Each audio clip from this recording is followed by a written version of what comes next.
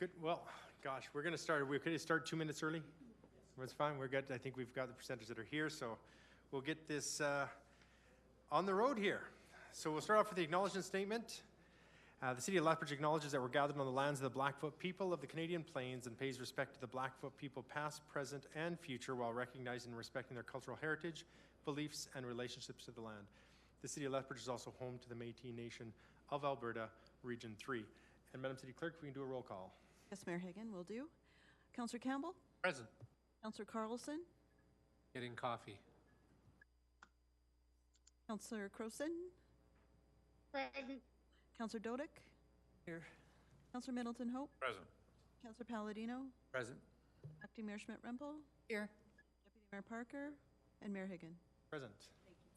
All right, to move on to the adoption of the agenda. I have a resolution here from Vice Chair Middleton Hope. Adoption of the agenda. Be it resolved that the agenda of the Economic Standing Policy Committee on January 18th, 2023 be adopted as presented. Vice Chair Middleton Hope. Thank you, Mr. Chair. Madam Clerk, are there any additions, alterations, modifications, or changes to the agenda? For the question, Vice Chair, there are no revisions to this agenda today. Then we can go ahead and approve it. As presented, yes. Okay, question has been called. All in favor? Any opposed? So carries. Now on to the consent agenda. Resolution from Deputy Mayor Parker. Be it resolved that the minutes of the Economic Standing Policy Committee held on November 8th, 2022 and December 21st, 2022 be approved and the Mayor and City Clerk be authorized to sign the same. Deputy Mayor Parker. Question. Question's been called. All in favor? Any opposed? All right, that carries.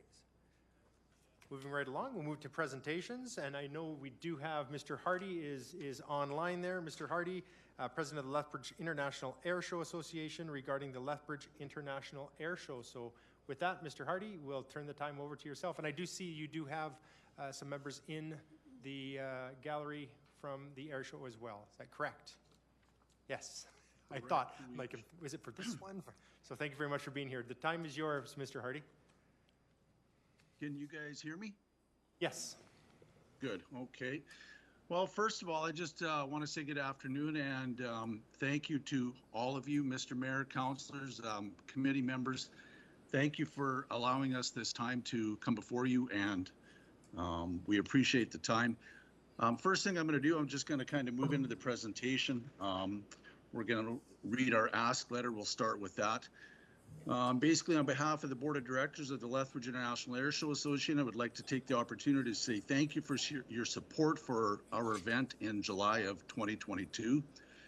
The Lethbridge International Air Show has been one of the premier events in Southern Alberta for over 30 years, and even after a 4-year hiatus and a number of challenges and hurdles to conquer, the people of Southern Alberta, Western Canada, and the USA came out in large numbers to make the 2022 Lethbridge International Air Show a huge success once again. None of this could have been achieved without the blessing and support of the City of Lethbridge. Working side by side with the City of Lethbridge and the airport staff was a pleasure, and together we succeeded in running a fun, safe, and successful 2-day air show for people and families of all ages. I just want to put a special thank you out there to Abby and Cam and Trevor. Without these guys, this air show would have been impossible, and they helped us significantly in making this a success.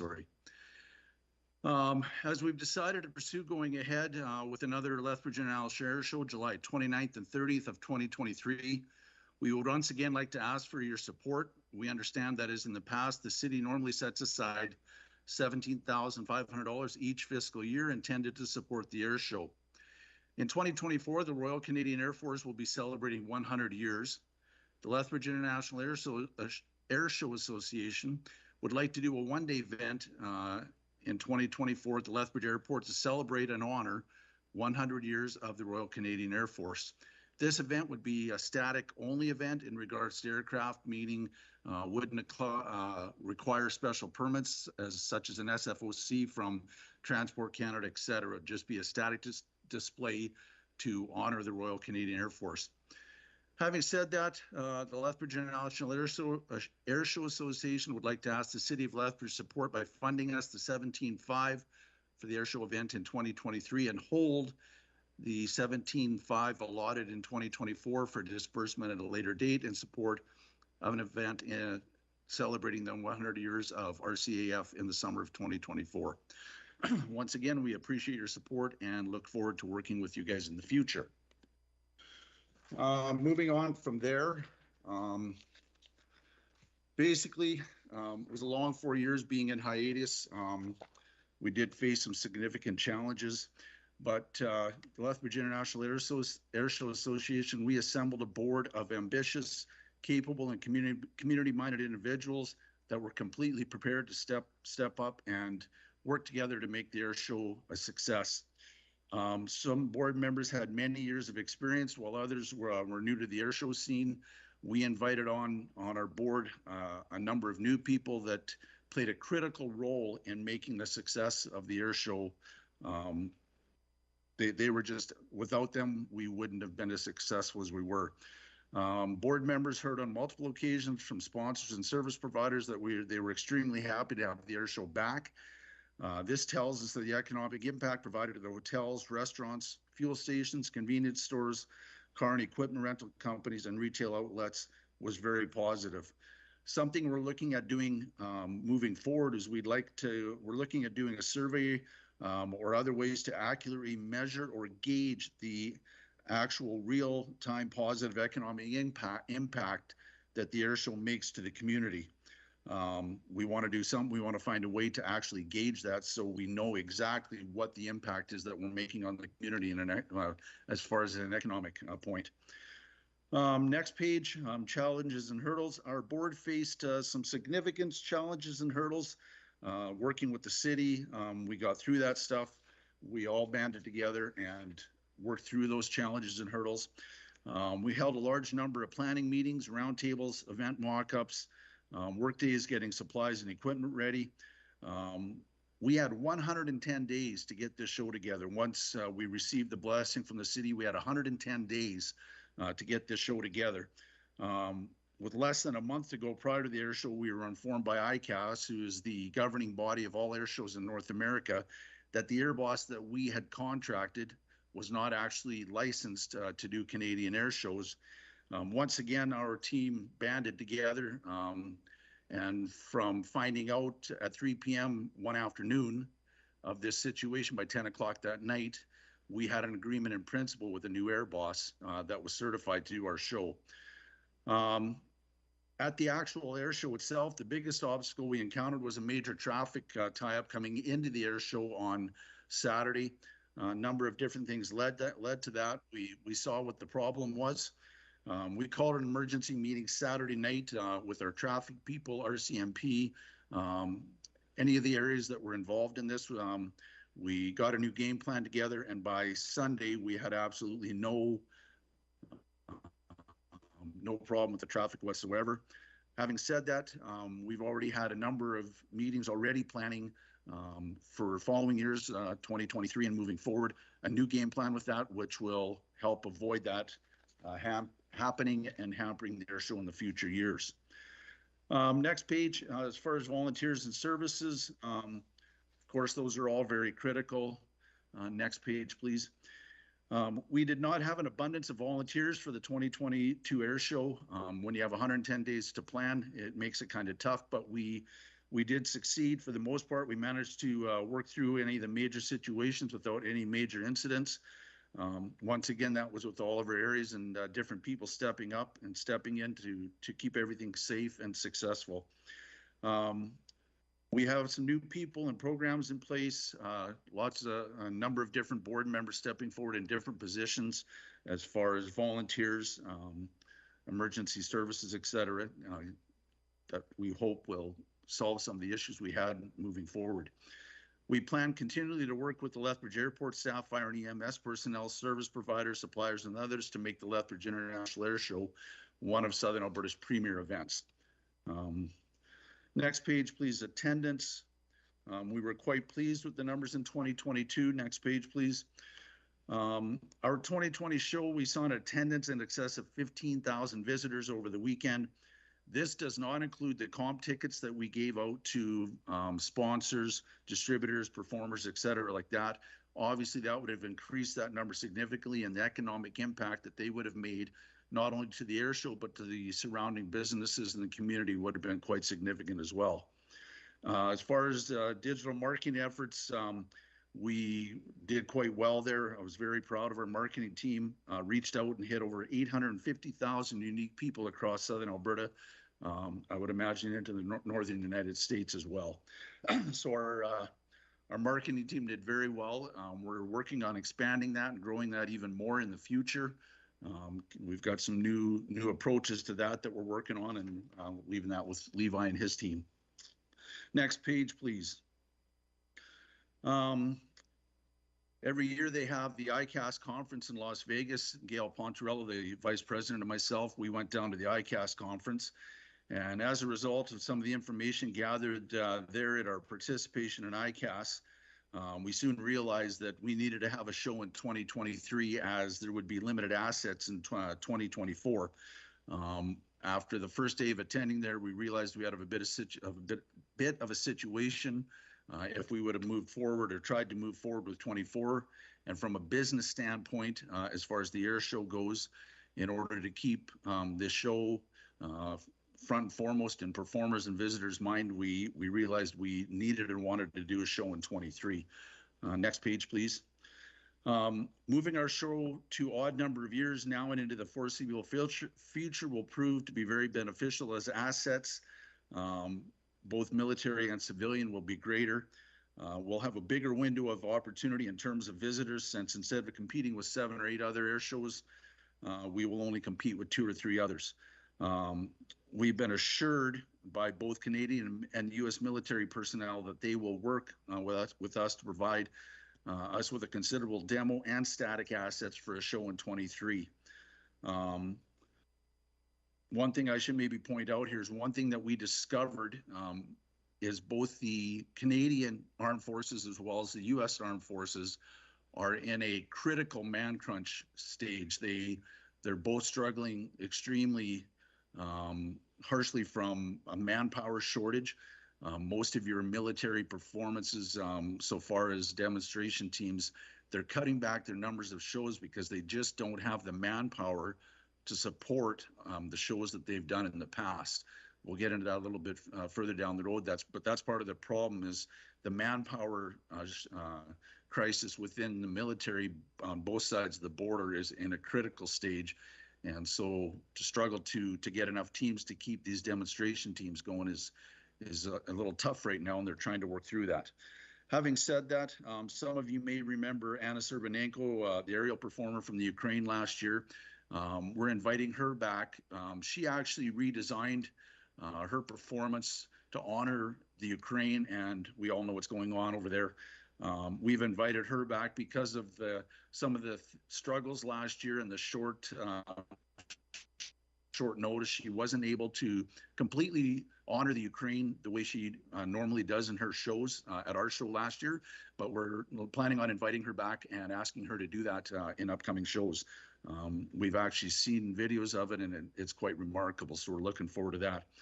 We've also secured a number of impressive crowd favorites, civilian aerobatic performers for 2023. One thing we did when we realized we had a problem in ICAST was went around and talked to a large number of the civilian performers, and we got a ton of support.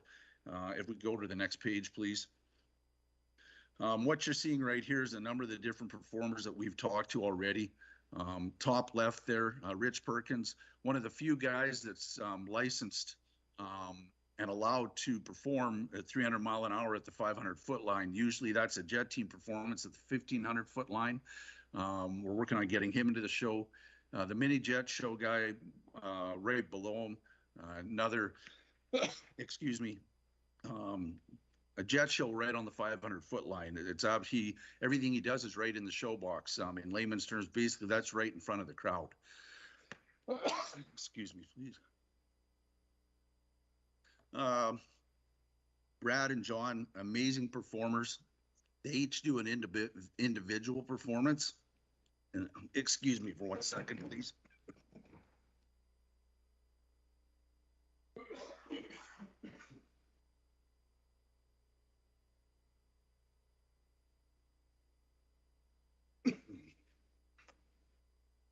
sorry about that.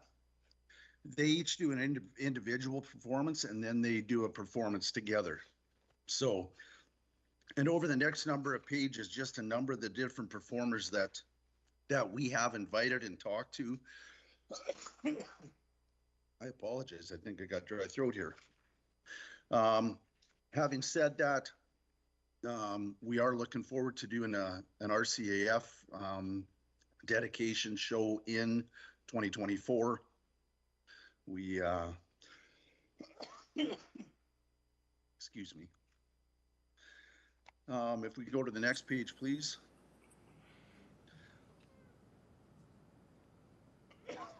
Just some more of the performers that we have talked to. Yellow Thunder, a couple of guys from Alberta that are amazing performers. They're really looking forward to helping us with our show. If we can go into financials. The board of the Lethbridge International Air Show is motivated and driven to continue to grow and improve the Lethbridge International Air Show into one of the Western Canada's must-see events. Obviously, our financials are all attached there, so you guys can have a look over those. Any questions regarding that? Our financial board of director chairman Allison is in the audience there. Any questions for her? And once again, I just want to say thank you very much for your time today. We look forward to working with you guys and looking forward to your support. And any other questions or anything like that? Perfect. Thank you, Mr. Hardy. Appreciate that presentation. I'll just ask if there's anybody else in the public, member of the public that wishes to speak on this item. All right.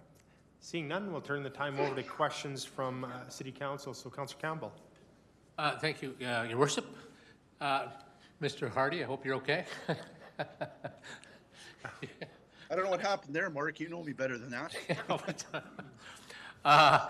Just so I'm clear, so was the air show supposed to be this year, or you wanted to postpone it, or was the intention originally to postpone it this year and do it next year? What is what is the ask? You want the 17,000 this year and next year, or what is it you were actually looking at?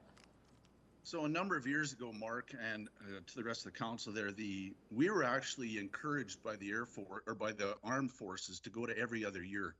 The reason being is because of the man crunch and the number of air shows that's coming on every year, the military was just getting spread really thin. And it was hard for them to support all the air shows every year. So we were encouraged a number of years ago to go to every other year on the even years. Well, what's actually transpired is that has,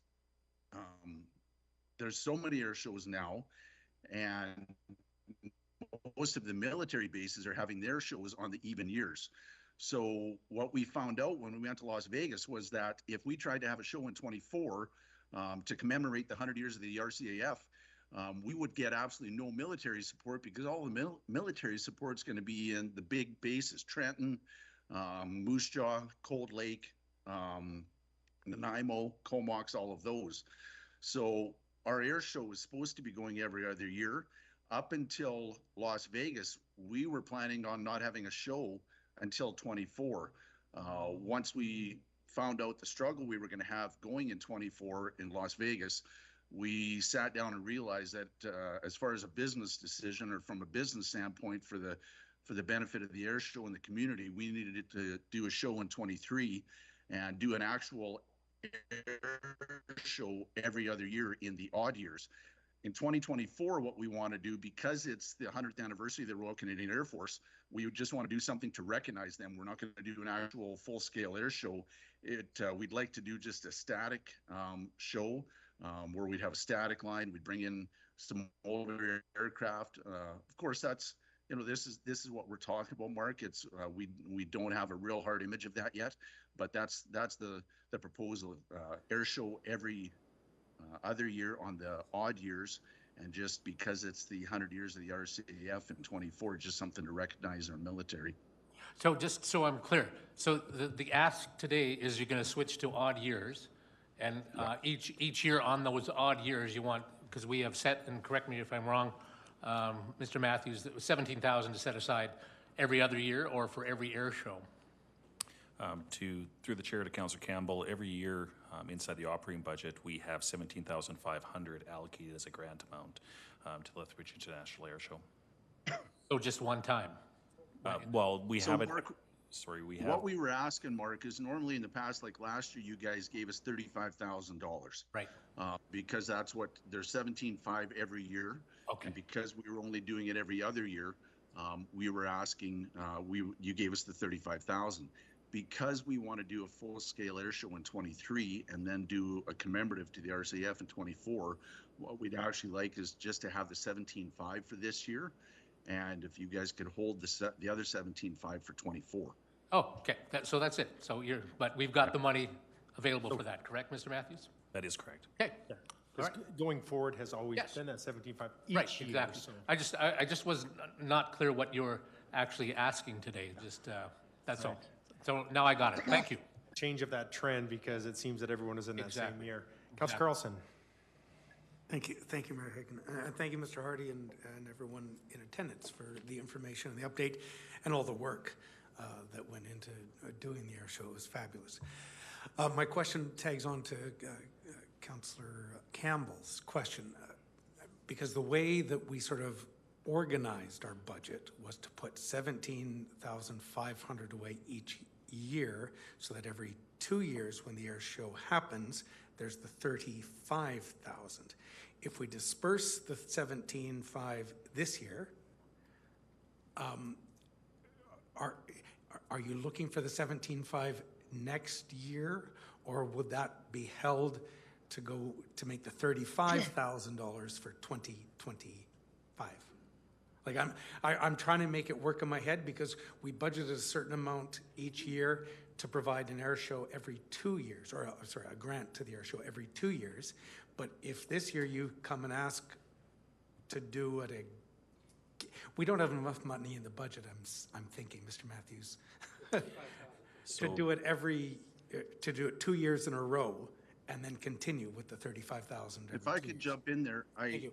I believe the 35,000 that you guys gave us last year was 17.5 from 2021 and 17.5 from 2022 for the 35,000 that you guys gave us last year. From my understanding, there should be 17.5 in the budget for 2023, and there should be 17.5 in the budget for 2024. And instead of giving us 35,000 in 2024, like you did in 2022, what we were proposing was 17.5 in 2023 to support the air show that we are asking for in 23, and then the 17.5 in 2024 for the RCAF 100th anniversary. Now, if you guys would, Mr. Hardy, my question that in 2025, when you've spent 2023 and 24, there's only 17.5 in 2025, and your usual ask is 35. That's my point, is like, now I if we're understand what you're prepaying, asking. Yeah, so maybe I can help there to members of Economic SPC. So you are correct, Councillor Carlson, sorry. It's a new year, yes. So in 2025, I understand the request that the Lethbridge International Air Show is bringing forward, that in 2023 there is 17,500 in this year's budget for the request. There is also 17,500 for 2024 at the RCF, so that would work. I think what you were referring to is that in 2025, if normally we gave $35,000, would there be enough? Well, technically, no, not in 2025, so that would mean that we probably, if we do that, we would potentially council or economic can consider that if that was the request, that we would actually front end finance that component for that year, and the 2026 allocation would go back to the MRSR.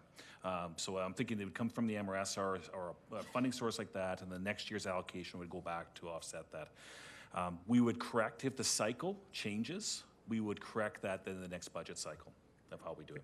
You would, I guess further to that though, you're still gonna, you're gonna catch up, because then in the following one, you're only going to have 17.5 again, so you're going to have to take from the following year and back it. So at some point, So the next- MRSR will have to kick in 17.5 for having a back-to-back year, although we love what it brings. I tell you what, for 17,500 for what that has brought to our economy, that's, seems very, the right thing to do. However, just as Councillor Carlson mentioned, it will back it up. So at one point, we'll have to definitely pull from. Probably that would be something that we would look at in the, get my years right here, the 27 to 2030 budget, we would change that around to structurally do it again. So we could accommodate it within this period by doing a front-end piece. Okay. Unless council wanted to actually just say, you know what, we're gonna take it from MRSR, and then the clocks changes again. So there's a couple different options we could look at. The next operating budget, that's when we could look at actually Correct. getting that onto the right years. Great track. Yeah. Perfect. Is that, Something, you guys, I think the air show, I think we would be comfortable just making this really simple if we did the 17.5 this year, being 2023, the 17.5 in 2024, the 17.5 in 2025, and then of course we wouldn't have anything in 26, and reverting back to the 35,000 in 2027.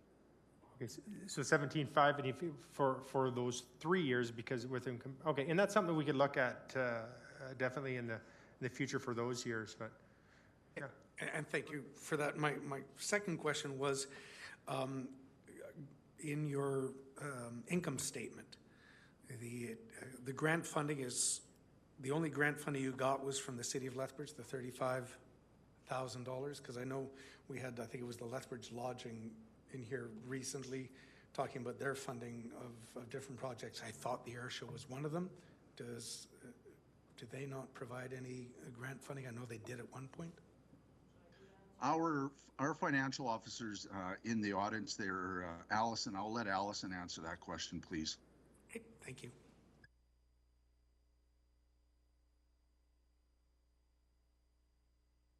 You actually can go to if you want to go to the mic there, that one's turned on there right at the stand there. Yeah. The grant funding that we had applied for 2019 or 2020 was $75,000 from the Government of Alberta, CIP grant.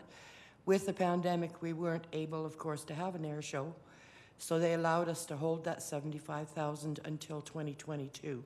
So it doesn't show in our income statement for 2022 because we actually received it in 2019. So between that and the city grant that we had, then that was all the grants. We didn't get anything through tourism or any other. Okay, so thank you. There was, the province did come on board for some. Yes. Excellent, appreciate that. But Lethbridge Lodging doesn't support this at all? Not to this point. We have had some conversations with them in the past, but we haven't come to any kind of an agreement. Okay. Right. Next, Acting Mayor. Thank you very much, and thank you everyone for the presentation, and thank you very much for coming here. Just following in regards to that economic impact, will you be working with Tourism Lethbridge or Economic Development Lethbridge, one of those groups that does the economic impact in our community, to work out what that impact will be? And can you go back and work with one of those groups to see what the impact was over this past year? Yeah, we're open to working with whatever groups we can to moving forward to ascertain what the actual economic impact is. I think there was some conversation with Tourism Lethbridge last year. Whatever transpired from that, I'm not actually sure, but moving forward, we want to work with whatever groups we can to find out what the actual real-time economic impact is. So whatever suggestions you guys have, or whoever can help us figure that out, we're completely open to any ideas or suggestions. And Levi might actually have some input on this subject as well.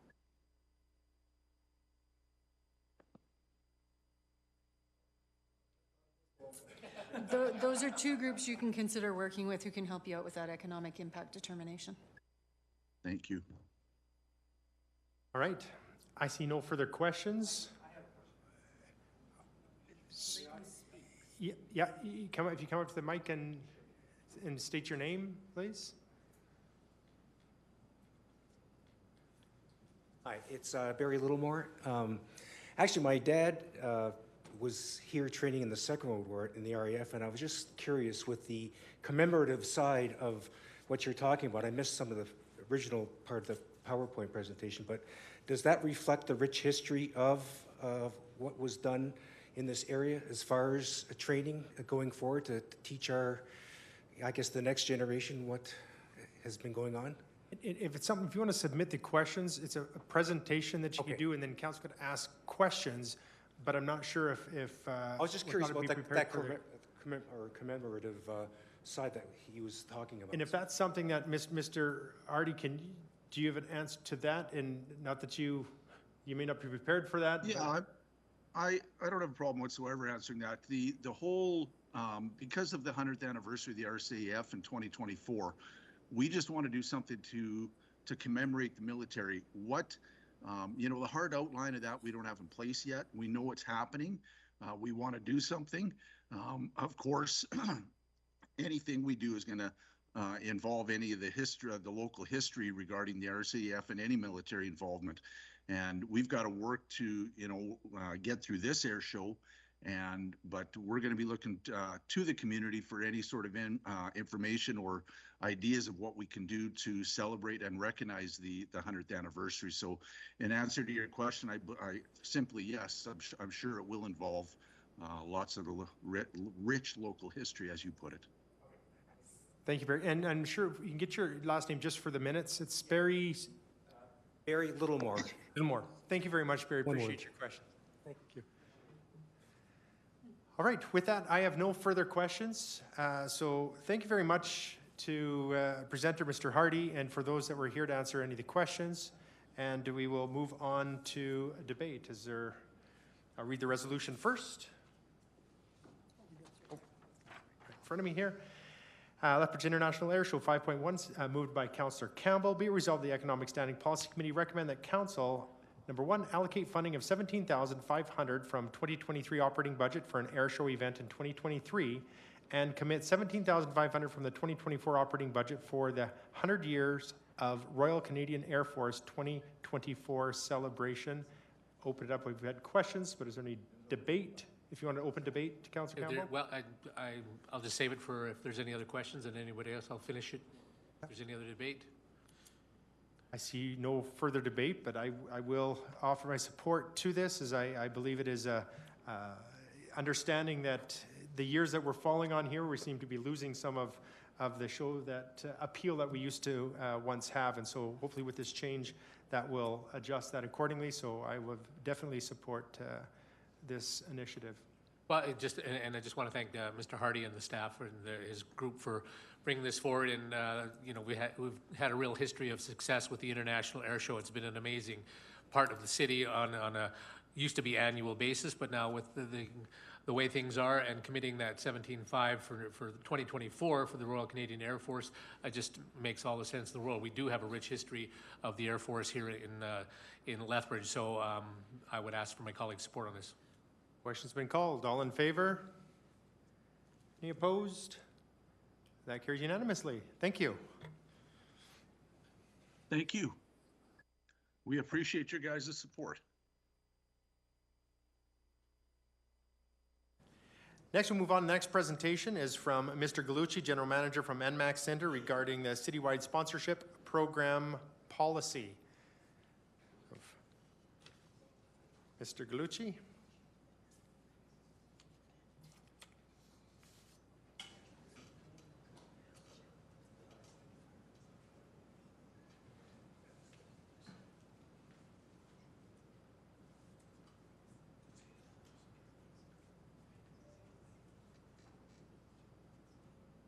Thank you, Chair, Committee, everyone here for this afternoon.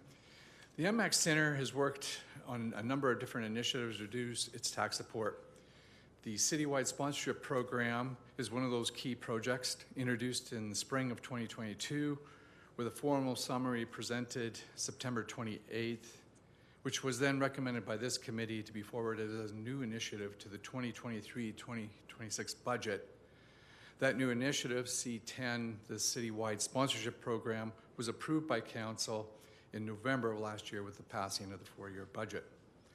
Under this program, the Amex Center will use its experience and significantly expand its role in actively pursuing sponsorships, advertising, and partnership opportunities. This fits with the corporation's goal in the areas of performance excellence, partnership excellence, and council's goal of financial stewardship and economic prosperity. Next slide. As per the committee's request, today our purpose is to bring forward the sponsorship, naming rights, and advertising policy. This policy outlines the purpose, criteria, restrictions, procedures, and accountability of the citywide sponsorship program. Some important areas to note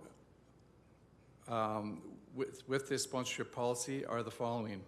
This policy was built over a few months with discussions that included various departments, board operating organizations, and the senior leadership team. This program will not apply to city facilities and assets that are operated by boards, commissions, and fee-for-service or lease contracts with organizations. In the majority of these cases, the operator requires sponsorship and advertising assets to assist in generating revenue and support their operation. However, if they do request assistance or an opportunity arises that fits with their operation, the sponsorship program would forward those leads where possible. This program and policy does not affect or interfere with the naming committee and its duties. The MX Center would be the lead on all major sponsorships and solicit business where best suited. The program will not interfere with the MX Center currently, where the MX Center currently provides an inventory to. This program will not interfere with what the MX Center currently provides in inventory to the Hurricanes, and it will not impede local groups from raising funds through advertising programs. All sponsorship products, as well as past ones, would be evaluated and developed into the new program and follow the new process and this policy moving forward. In short, to provide some consistency and vet it through the city process through this policy. Next slide. Some of the other related documents that are attached, sponsorship guidelines. This is for information and will be for the city manager to approve and change as required. The initial inventory summary. The initial inventory summary outlines what we have identified to begin with, what key assets and what naming or sponsorship packages could be developed. We would then be working with a number of different departments and those different types of sponsorships as we formalize the products in conjunction with those departments. Also, there is the sponsorship budget that's been provided. This is over the 4-year budget and is an estimate based on some past history and something that we want to try to achieve. Next slide. Options, adjustments can be made to this policy at any time by council, as the policy belongs to council. Our plan is, after the first 2 years, to bring forward any recommendations or for changes to the policy, which is when we will also be bringing back the program for review and its progress. After the first 2 years, we believe a review of the policy would be done every 5 years. Next slide. So our recommendation is we recommend the Economic SBC approve the sponsorship, naming, and advertising policy to be moved forward to council. Open for any questions. All right, first I'll ask if there's anybody in the gallery that wants to make a presentation on this matter. Seeing none, we'll move to questions. Any questions from my colleagues? Looks like there are no questions.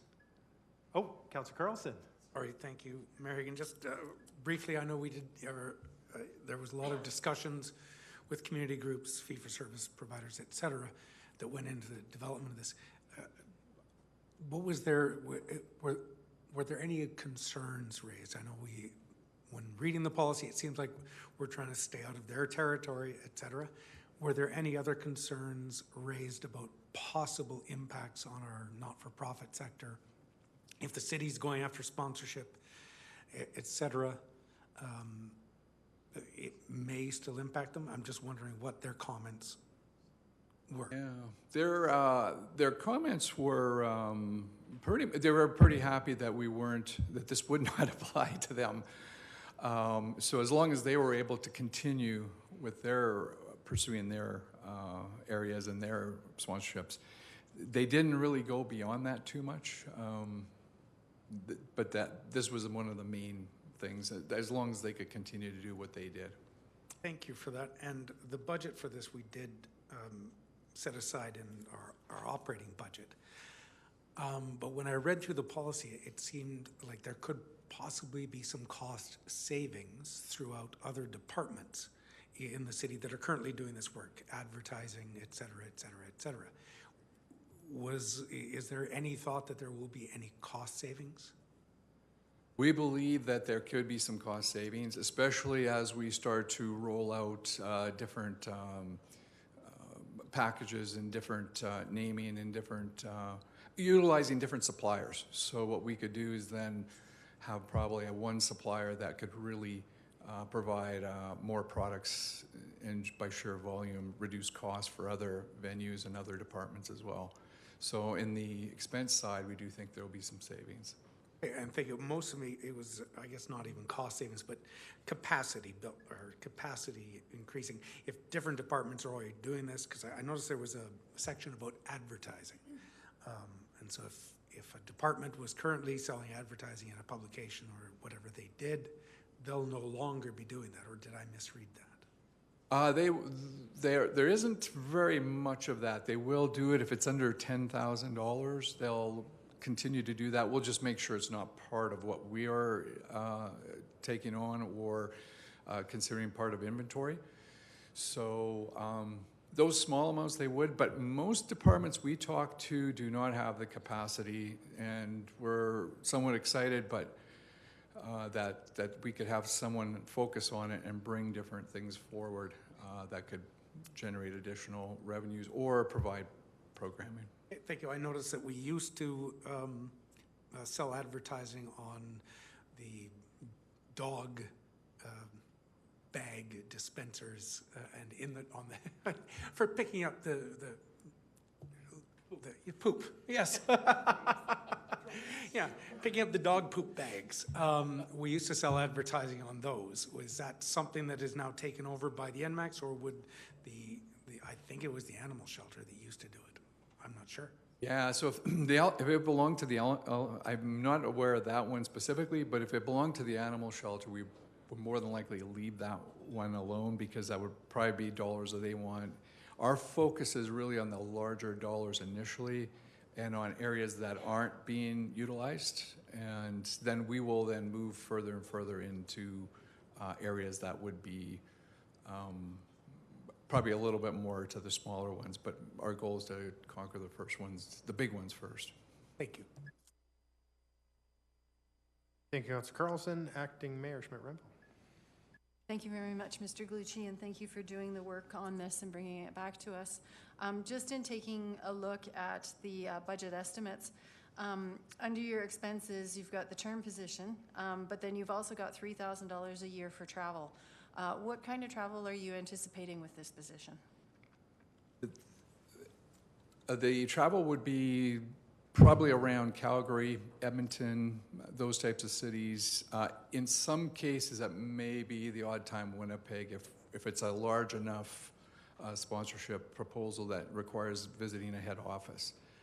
But predominantly would be Lethbridge and area and Calgary and Edmonton, just because we would need to go out further and reach those branch offices, regional offices, and head offices. Acting Mayor, I see no further questions. So with that, thank you very much. And we'll move on to the resolution for debate. And I do have it here. Thank you. From Councillor Carlson, Citywide Sponsorship Program, be it resolved the Economic Standing Policy Committee recommend that Council approve the sponsorship, naming rights, and advertising policy as provided in Attachment 1. Councillor Carlson, to open debate. Thank you, Mayor Hagan. Any further questions or discussion? See none. And thank you, Mr. Galucci, for the presentation. Thank you for bringing the policy forward. I'm pleased to see that it'll be reviewed, and hopefully that this will have a positive impact on the NMAX Center's bottom line, which was, I believe, the intent of this. So if there's nothing further, I'll ask for my colleagues' support. All right, question has been called. All in favor? Any opposed? That's unanimous. Thank you very much. In submissions, I have a resolution from Acting Mayor Schmidt-Rempel, D30 Legacy Park Pickleball Courts Capital Improvement Amendment. It's to be resolved that the Economic Standing Policy Committee recommend that Council amend the Capital Improvement Plan, CIP D30, Legacy Park Pickleball Courts by adding $300,000 from the Federal Gas Tax Fund. So we'll open it up for questions because it is a submission. I don't know if there's any questions. Councillor Dodick. Yes, I actually have a few. Maybe the city treasurer can just sort of remind me, the federal gas tax fund, can that money be used pretty well for any purposes, or are they limited for the purpose they can be used? Through the chair to Councillor Dodick, there is limitations on the federal gas tax fund, what it can be used for. There's only certain projects that it can. And so there is a lot of times what we'll see, just to give you a little bit more context, some of the grants we're receiving, if they're federal, we can't stack that with it because it's federal in nature. And there is specific requirements we have to get approval for. So we have an approval of $650,000 initially for 2022 from the federal gas tax fund. How much tax fund was available in that year? Or do you know? I will have to quickly take a look at that one. I wasn't expecting that one. I'll be right back. Then I can go to the next question is, it says, let me preface this, that this ask is 50% more than what had been approved. So it says that construction bids have been received for these 6 new pickleball courts. How many have been received?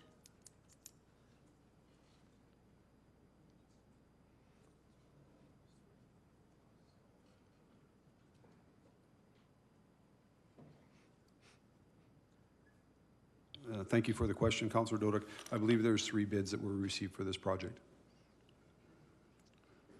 And I see that the highest evaluated bid process was used as opposed to low tender. Were any of the 3, or the 2 that were not the highest evaluated bid, were they less than what the highest evaluated bid came in at? The highest evaluated was also the lowest price. Okay, so as I noted, this is 50% more than was just approved in June of 2021.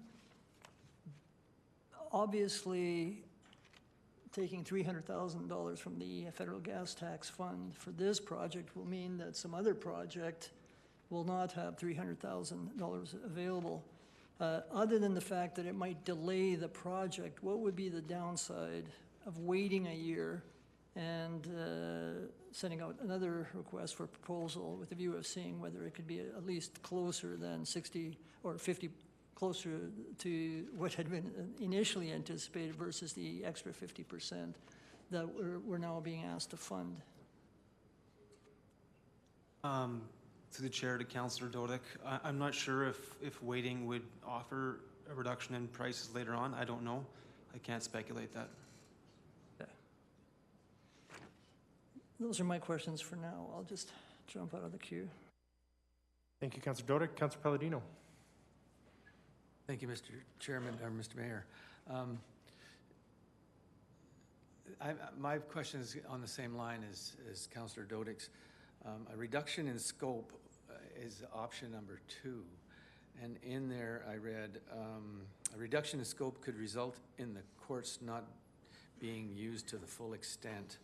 And I wonder what that meant. Like, if you built 4 courts instead of 6, you would probably meet the budget of 650. Am I right there? And I guess the question is really, what does it mean that it wouldn't be used to the full extent? Thank you for the question, Councillor Palladino.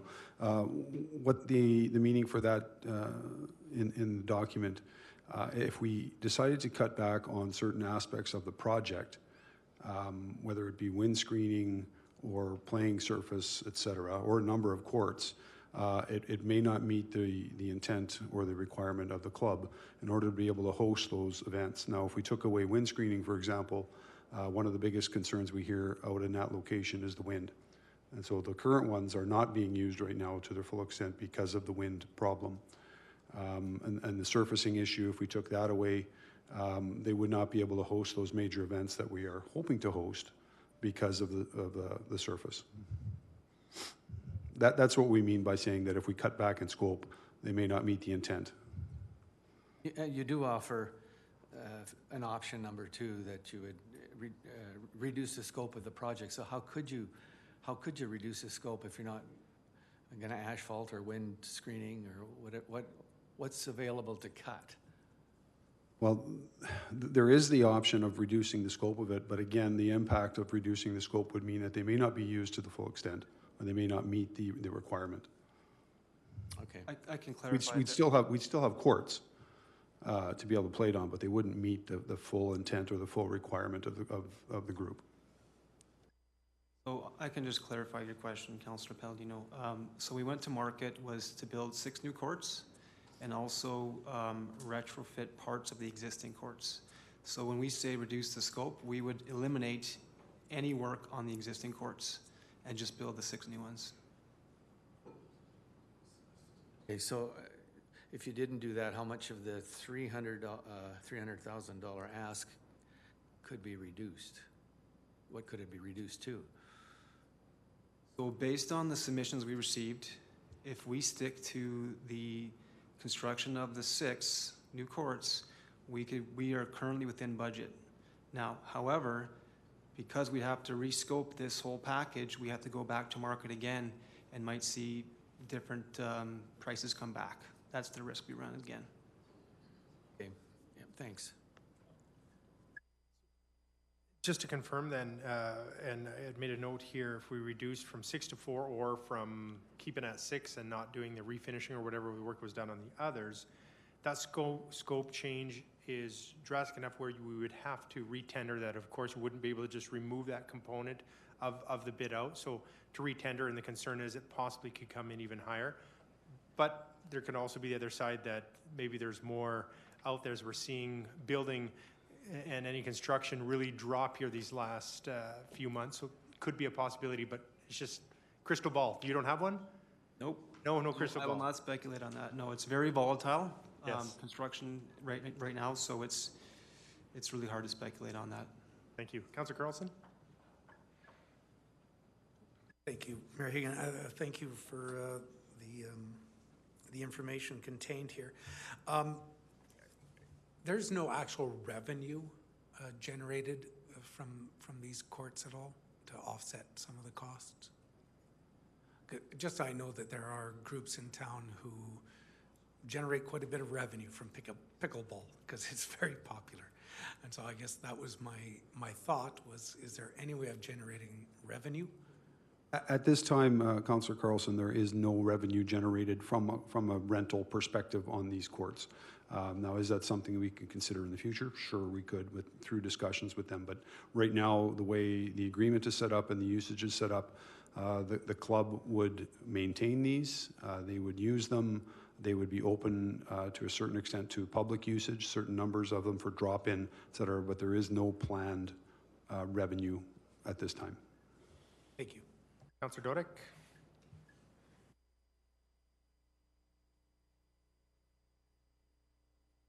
So just so I understand is, so if the direction from council was look 50% over the approved budget, actually, the approved maximum budget, so, because it says up to a maximum of 650. So if we were to say, go back, do a request for proposal with 4 versus 6 pickleball courts, and still incorporating whatever improvements that you were talking about with respect to the existing ones, right now you're saying you don't know what the number would be, but you would agree with me that it would certainly be under the 950,000 that you're asking for today.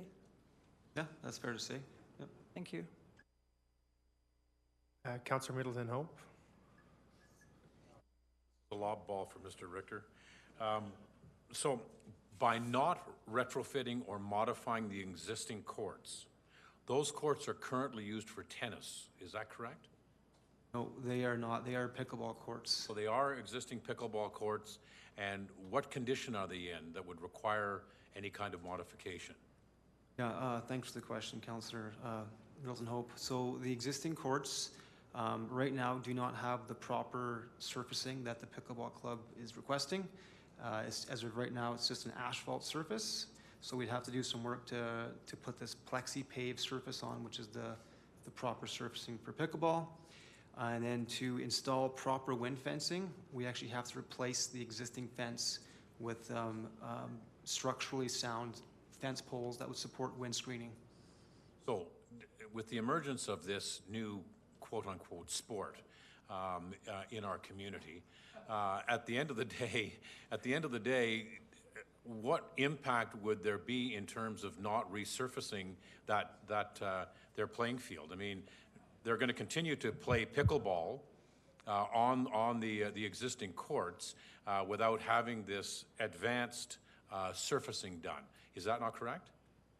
That is correct. I've got Mr. Whitkey from the Pickleball Club online. Actually, it might be best if he answered that question, if you don't mind. Sure. Mr. Whitkey? Hi, it's actually Klaus Witzke and Ilse Wong. Klaus is the president of the Pickleball Club, and I'm a director on the board.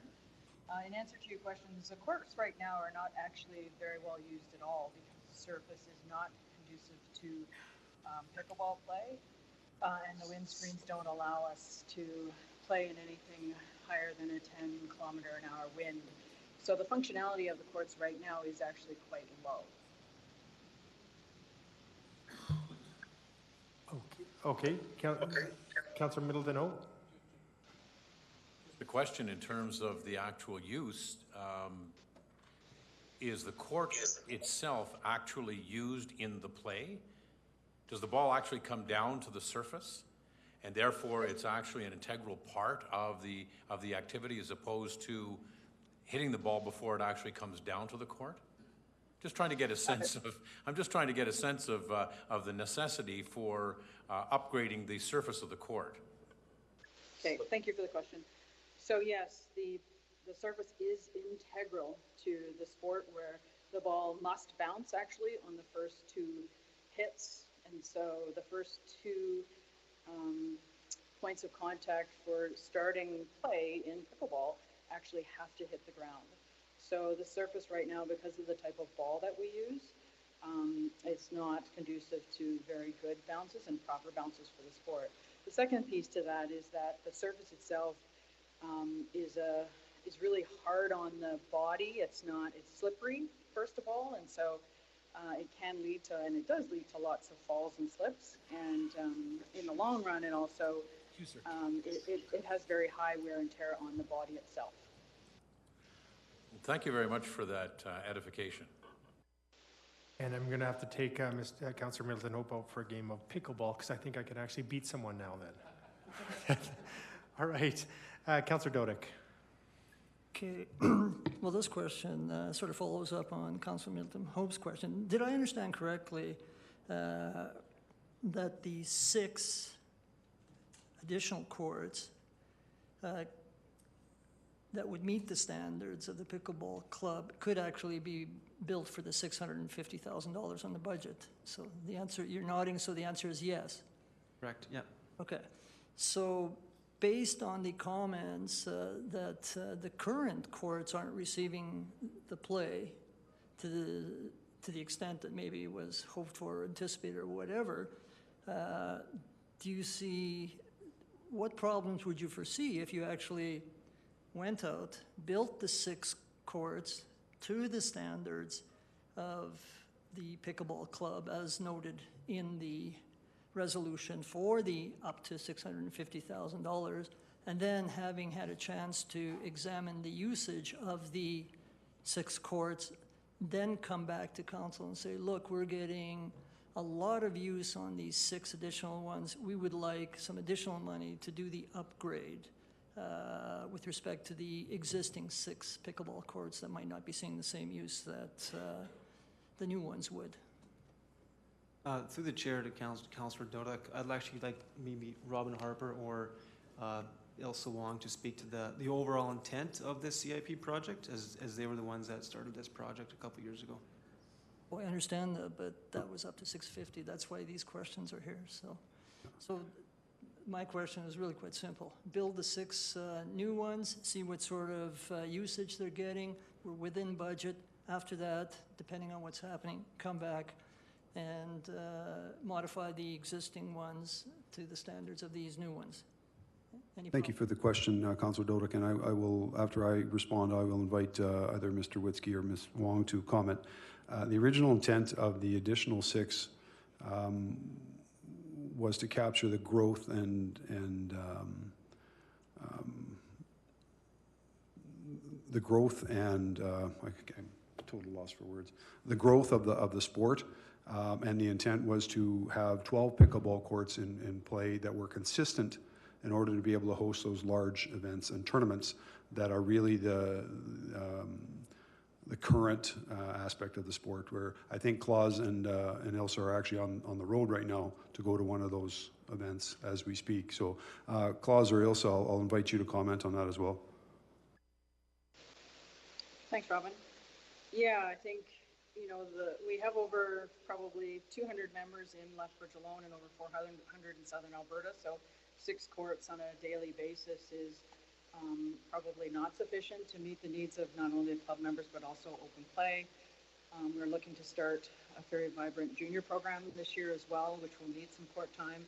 But the other big issue is, and it goes back to a question that was asked in the past, is you know, are there potentials for revenue generation for the city? And the big area where we see that is in tournament hosting. And 6 courts is not even the minimum for an official tournament to be hosted.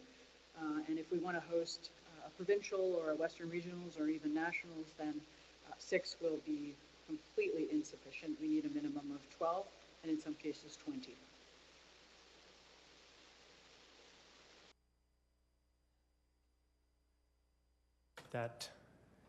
Okay, Mr. City Treasurer, but prior to doing that, if we were to drop, as Councillor,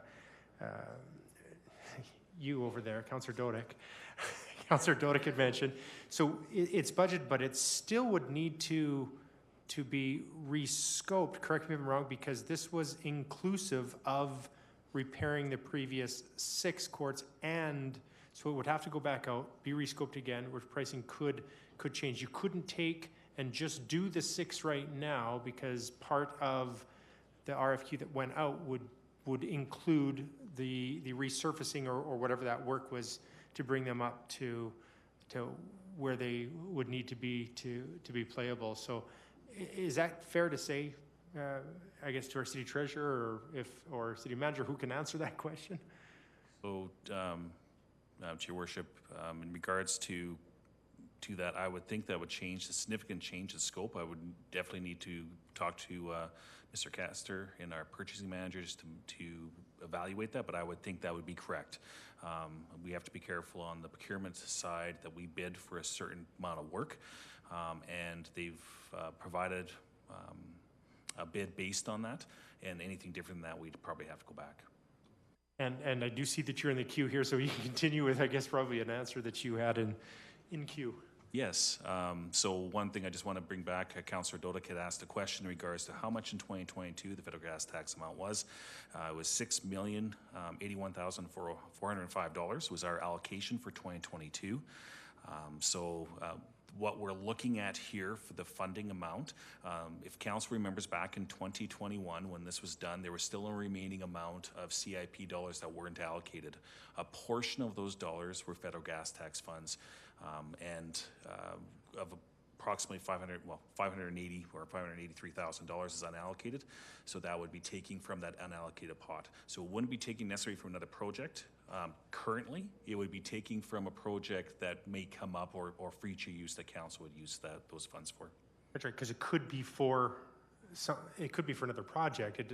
So of course that money would not be available, as Councillor Dodick had mentioned previously. That is correct. Right, Councillor Middleton Hope. Thank you. I just want to reflect on one of the comments that was made by one of the speakers earlier in regards to the number of courts. Mr. Richter, with the additional 6 courts, how many courts will there be at that facility? Through the chair to Councillor Milton Hope, there will be 12. Okay. Did I not hear from the presenter earlier that in order to host one of these tournaments, they would need 22 courts? I don't want to mischaracterize it, but I think she said they would need up to 22 courts.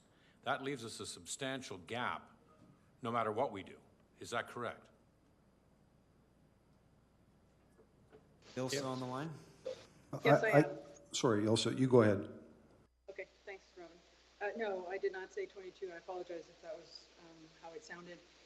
In an average tournament, we could host a local tournament with 12 courts. If we were to host provincials, we would need a minimum of 12 to 16. So we could host a provincial tournament with 12, and which we could, of course, incorporate the tennis courts that are also there to make our 16. But if we were looking at hosting anything bigger than that, yes, you're right, we would need more than 12 courts. Thank you. I was just reflecting on the comment in regards to up to 22 courts, and clearly there's a gap between how many we'll have and how many we would like to have. I guess that's a rhetorical question. Thank you. Thank you. Councillor Carlson. Thank you, Mayor Hagan. Through you to probably city manager or designate. Thinking more broadly, we approved a CIP a year and a half ago. We're in supply chain issues, we're in rising inflation. I'm worried that this is just the first. If we start saying, yep, 300,000 for this, and the next one's gonna be, $1 million for that one, then I'm kind of understanding Councillor Dodick's thought about what's left and what projects are we going to lose. Are there more coming in? I'm almost wondering if we need to revisit the entire CIP rather than do first past the post wins. So to through the chair to Councillor Carlson. So this one is definitely the first one that's coming forward through council through that other piece. I know that I'll let either Mr. Sanchez or I'm not sure if Mr. Elliott has anything on on some of the other projects and so forth. But the reality is that yes, supply chain issues, inflation. We have seen bids coming, or we have or will likely expect bids to come in a little bit higher than potentially, anyways, as an inflationary size. In reality is that we have. This is where we do have that council has set aside that $5 million. They're inside of there, or didn't expend, I guess is a better way to say, all the money at that time. And there's of course that we can talk about later about the total funding pot and so forth on that. But the reality is that money would be the offset for some of it. It also depends on whether it's utility projects versus tax projects and so forth, where the funding sources would come from. So yes, similar to all agencies, we've seen supply chain issues, and we've seen other groups come forward as well with supply chain issues that is causing their pieces and as we go out.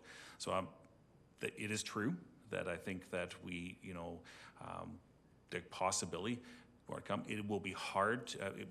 We could take a look at, go back and take a look at it, like what you're suggesting, and maybe that's part of of a process. I know that we were planning coming in November. I know that may be a little bit late from what you're thinking here in regards to our capital side and report piece. So I may have to look at that too. But I'll look at Mr. Sanchez too and see if he has any, what he's seen so far and what his thoughts are. Thanks, Daryl. Yes, the latest or the last couple of RFPs that we have received, they have had a little bit of, I will say, between 5 to 10% more on what we originally budgeted for. Those two in particular are low amounts.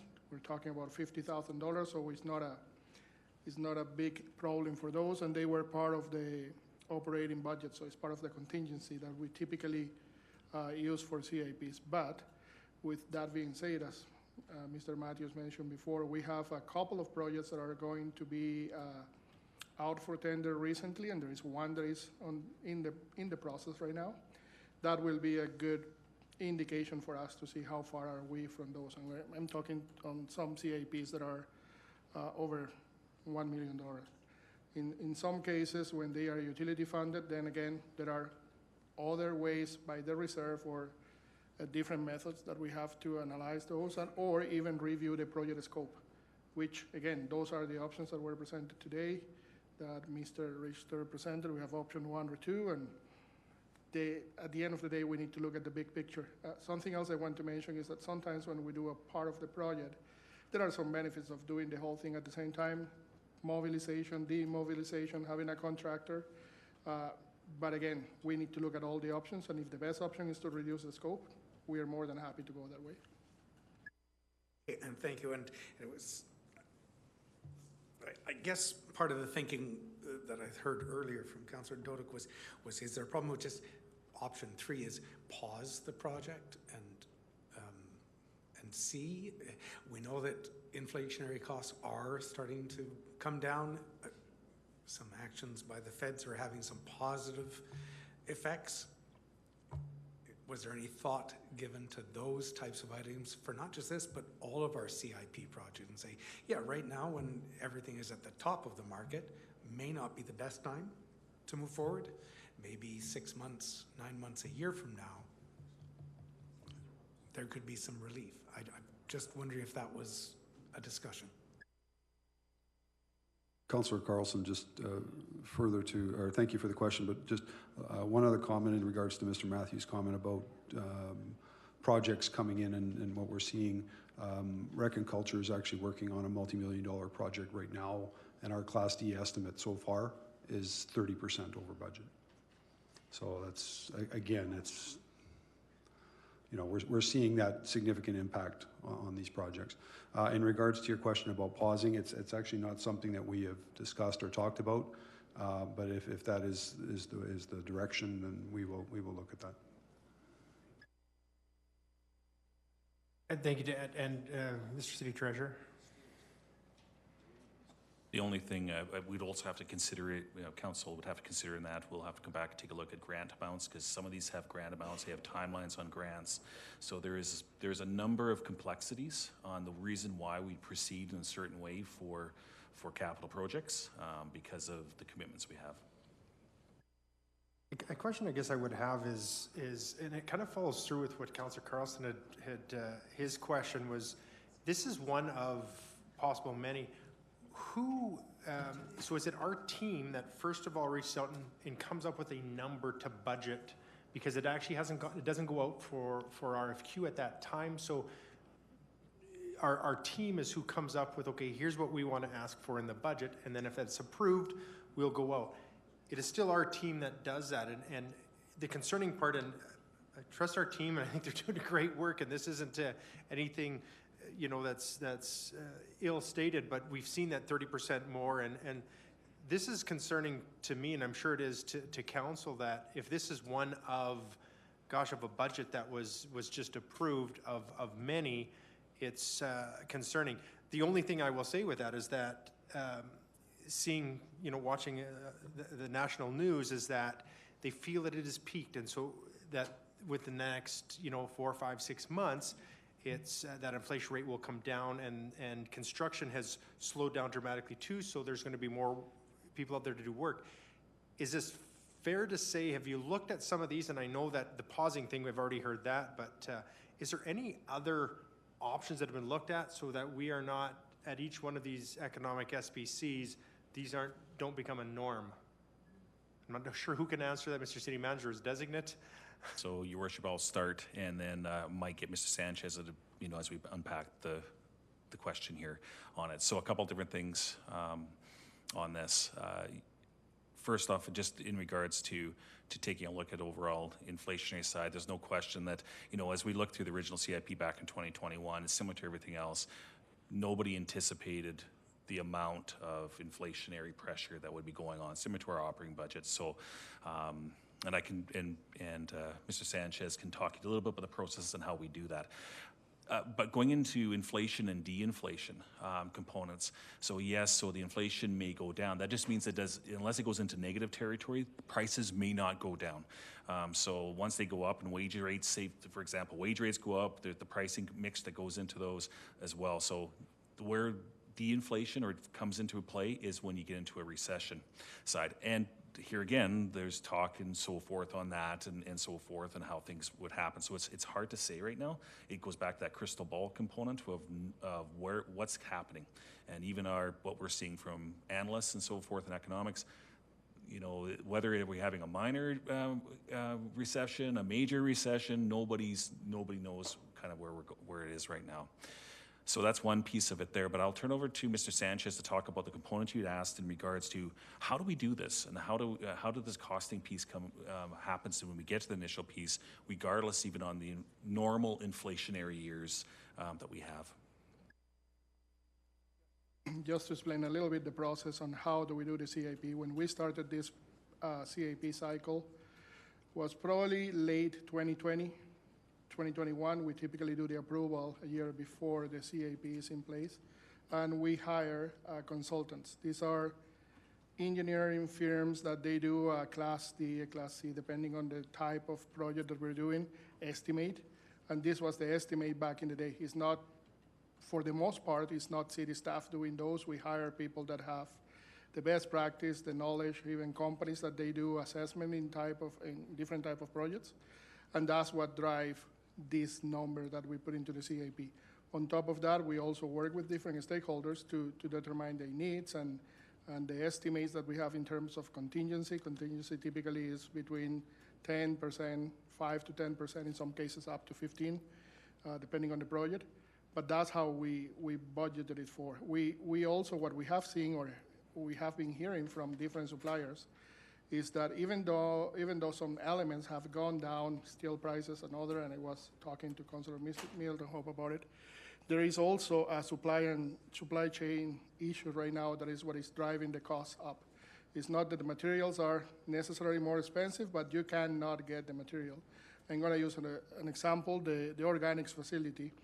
We were lucky enough to start this project before all this started, so that project is still on budget, but not without significant delays in terms of the materials and price increases. We are almost using all the contingency that we have in place. And some of the materials, they have been taking up to a year, when in other cases, you get those within 3 to 4 months. So depending on the project, it will add another complexity that we don't have that crystal ball today. When we budget based on the conditions of 2021. And that was the best estimate that we got from the consultants that we hire. Just to confirm then, so some of these projects come forward, we already do reviews of this before they would even come to a CIP, so there's dollars that are spent, if for any requests that might be out there, external dollars spent on this Class A, B, C, or whatever it is that you're speaking from consultants. We don't do that internally? So for the most part, we have an engineering component on the CIP, and some of these projects, before they're being put forward, there is a CIP ask, or part of the CIP is for the design and detailed design of those facilities. That's before the RFP is being tendered. Oh, before it's even put, okay. And speaking to that, thank you for that, both those answers. You talk about recession, and one thing that really it seems to strike home to me is that when federal government's talking recession is something that they usually run away from. if they're talking, there's probably a pretty good chance, and I shouldn't laugh when I say that, but it's probably a pretty good chance that that could happen at some level. And if anything, that would reduce those costs. But again, I've already heard we don't have a crystal ball. Unfortunately, couldn't find one anywhere, so we are where we are. Councillor Dodick, you did have a question? It's basically almost a restatement of what I asked earlier, but it comes on a comment the city treasurer made with respect to what may or may not happen with respect to potentially pausing a project. But I just want to confirm, my understanding is that if we were to say build the 6 new ones, do not resurface and do everything that's needed or requested to be done with the other 6, we could still do it within the time frame in the CIB project for the cost of up to $650,000. And my understanding is that that is correct. Through the chair to Councillor Dodick, based on the pricing we received with this current package, that is correct. However, because we're reducing scope, we have to go back to market, and again, it might be less, it might be the same, it might be more. But yes, with what we received so far, the 6 can be done within the budget. Thank you. Councillor Carlson? Thank you, Mayor Hagan. I guess my question is, to the club reps, if you don't mind answering a question. Are there any dollars that the club has, and I'm trying to think of ways to be sort of creative, because we've got the Community Capital Program grant program, where we will contribute a third. The applicant will contribute a third, and hopefully we chase provincial dollars for a third. And I'm wondering if sort of splitting the two.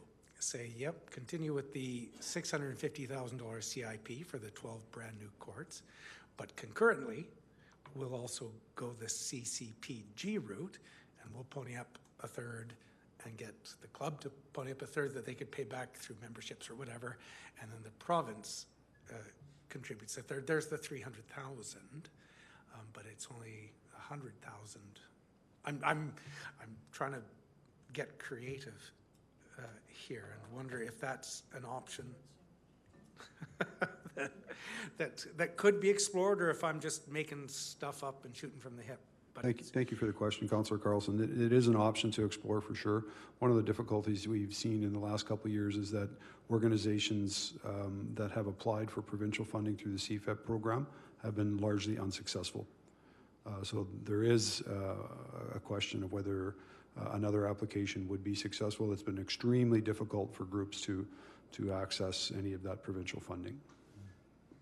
Okay, thank you for that. So I may have just been shooting for them. I just wonder if this could be described as infrastructure.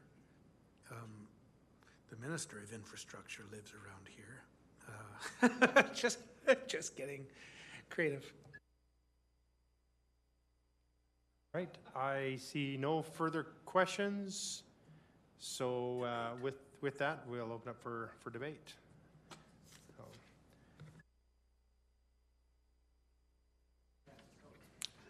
All right, resolution here from Acting Mayor Schmidt-Rempel. Oh, Councillor Middleton, you have a question? No question, debate. Debate, okay. We open up for question here as Acting Mayor can open the debate. Be it resolved, the Economic Standing Policy Committee recommend that Council amend the CIP D30 Legacy Ball Pickleball Courts by adding $300,000 from the Federal Gas Tax Fund. So, Acting Mayor? So what we have in front of us is that request for amendment to increase the funding by $300,000 due to significantly increased material prices since its initial approval. Administration received the construction bids. Material prices have risen significantly since the approval of the CIP, and this is what's contributing to the higher costs for construction projects. So certainly supply chain issues and our inflationary issues that are going on right now. Councillor Dodick? sorry, I can't support the additional $300,000. You can tell from the questions why. It's a 50% increase.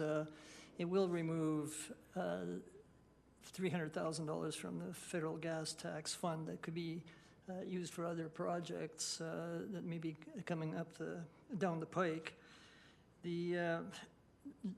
The problem is that it's 50% more. It's not a small amount. Mr. Sanchez had mentioned that some of the projects are coming in at 30% over. So this is maybe just the tip of the iceberg. Nevertheless, I mean, the organization, the club, and their desires are, you know, I support that. And I certainly support the up to a maximum of $650,000 as was approved by previous council to build the 6 pickleball courts, which also included as part of the scope, I guess, doing some remedial work on the existing 6 pickleball. So although I cannot support the additional $300,000, I could certainly support the $650,000 to be used for the 6 new pickleball ones, and then just postponing the upgrades or whatever remedial work would have been done with respect to the other 6. Councillor Middleton-Ho. Thank you, Your Worship. Not to belabor Councillor Dodik's comments, but I too do not support the allocation of $300,000. I think approving the development of the new courts within the envelope as provided by council is appropriate. There is no indication from the group that we have tournaments on the horizon that are going to necessitate this increase in additional courts at this particular point in time that would generate additional revenues. So I would be in favor certainly of asking them to come back when they can confirm the use has exceeded the new courts that they'll have. And then we can look at that time, funding for refurbishing the existing courts. I'd also ask them, as a group, to look at fundraising and look at sponsorships. We've asked other areas of the corporation to look in kind for other sources of revenue than constantly coming back to council and asking for additional funds. So that's my position in regards to the $300,000 request. Councillor Carlson. Thank you, Mayor Higgin. If you'll permit questions to jump in, just because the debate has sparked a question, because what's in front of us today is a request to amend D30 dollar-wise. Lose it. Pardon? Not lose those. That is still a CIP. This is just the addition. Yes, and that's what's in front of us, is to amend it by adding $300,000 to meet the scope. If council does not amend D30, I'm unclear what happens, because D30 is fairly specific in what it's to accomplish and the funding associated with it. So my gut feeling is if this gets defeated, council will still need to amend D30. Is that my understanding? Done at could be done at a council meeting. It could be, but that is my understanding. Is that defeating this doesn't say go ahead and build 6 courts. Defeating this just says there's not enough money to do what D30 says. So through your worship to Councillor Carlson, that is correct. So we would have to amend the CIP sheet, because the CIP sheet currently, as it stands, says at $650,000 for 12 courts. So we would have to make a scope change on the CIP sheet to amend, even though the dollar wasn't there. So that would be something in a resolution that should come forward. Thank you. And I see no further debate, but I will add in as well that it was important to know that we supported this. Council did support this at the amount that was brought forward, and those dollars are still there, which, as we've heard, would have to be would still have to amend that resolution. This is what I am not in support of is adding currently the $300,000 from a federal gas tax fund that could be used for future projects. Still supporting that project that's D30 in the CIP, and hoping that there are some ideas to come forward when it comes back to council for that, to amend that D30 so that we do have 12 courts. But the additional 300,000, it's not a 2, 3, 5, 10% increase. It's far too great for me to be able to support. So with that, I can't support the $300,000 increase. Councillor Carlson? Thank you, Mayor Hagan. This is a difficult one, a difficult spot to be in. I know how important pickleball has become in our community. I know how important these new courts are. But as we're discussing a 50% increase, well, the $300,000 may not seem like, in the grand scheme of things, a huge amount of dollars, but knowing that it's 50%. So I've been struggling. Originally, I was going to support this ask, but as we questioned and probed, I raised and feel some concerns about the whole CIP in total. And I think it'd be smarter for council to not consider these one at a time as they come in front of us, because we're hearing they're all going to start coming in front of us pretty quick. But to maybe review our entire CIP and talk about extending it, talk about pausing it, but look at it in total rather than one-off. Because if we approve this one and then we approve the next one, we may run out of money to do the super important ones, or the ones that are relying on grant funding and timelines that are outside of our control. So while I was ready to raise my hand in favor of this right now, I will not be supporting it at this moment, and I may do a motion arising that council, where possible, pause our CIP and review it in more detail. So while I wanted to support this, I can't at this time.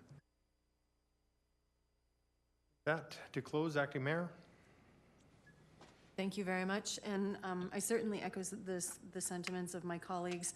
I support and applaud what the Pickleball Association does, and I would really like to see this go forward, but adding that 50%, that's significant. And going back to what Councillor Carlson says as far as comments go, I do agree that maybe this is an opportunity that we take a look back at the CIP and take a look at some of those projects that will come forward and take a look at that as a whole.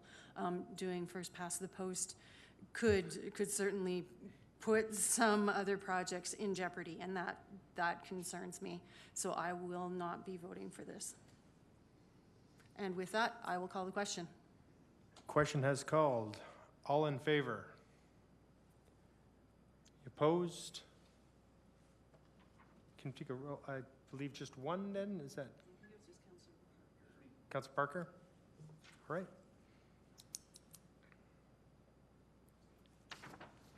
Right. Mr. Mayor, I'm not sure how one proposes a motion arising at committee. Who want? Oh, at a committee. Well, if it's committee members that are okay with the motion arising. And thank you. Before I make a motion to arising from this, perhaps I'll ask through you to city manager or designate. What would be an appropriate time frame or appropriate point to review our CIP?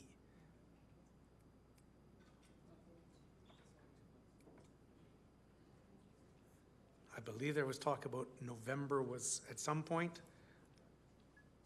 Or is there, Councillor Carlson, a thought could be, if it was picked, some of the things in the CIP that look, these ones could be the ones that could come forward similar to this? And exactly, and I'm not thinking of doing a new CIP. I'm saying do a bit of a review and update to council on here's where we're at, here's the ones that are coming in, here's the ones that are, I'd rather know ahead of time than get 1-2 days before a meeting and say, here's your agenda package and they're asking for 50% more. I'd like to have some foreknowledge of what's coming down the pike. So through the chair to Councillor Carlson, little bit of a chicken and egg here on this piece. So if we want to take a look at the the CIP, we would need a little bit of time to go through again and take a look at, if we were, provide that information, as I mentioned, what grants, conditions are there, what pieces that we couldn't, we're in the motion of, and so forth. So there's a few things we'd have to do to get that before you. It's obviously a little bit of work in the behind the scenes to be able to effectively answer the questions that you will have once we bring that forward for what you're looking at. And I know that I'll turn it over to City Manager here. I know he's got some comments as well too, but there's a number of these CIP projects are already under the way and are required, and that's a little bit difficult in stopping the process, so it's hard to do that. Not to say that we can't do it, but it would probably more likely not the 2022 projects. It would have to be like the later stage projects we look at, like what year am I in? 2023 projects and back, and looking at 24, 25, and 26. The reality is that there's some things we're going to have to take offline of this and chat about, and also take a look and see what we're seeing right now. Like the others have mentioned a few things that I need to follow up on as well. So I don't really have the answer to that. Well, our initial thoughts for each year, part of this, we would do a review, and we're looking at in November. Definitely, we might want to do it sooner than that, but it's going to take us some time. Yeah, and if November's the time frame, that seems fine by me, and mostly it would just be a review and update and report back to council on the state of, or what inflationary or any of the things exactly. we see inside of that, impacts if I understand what members of Economic SPC concerns are. And if it's not going to be speedily, perhaps it doesn't need to be a motion arising at this meeting. It could be something coming up at a later time. So thank you.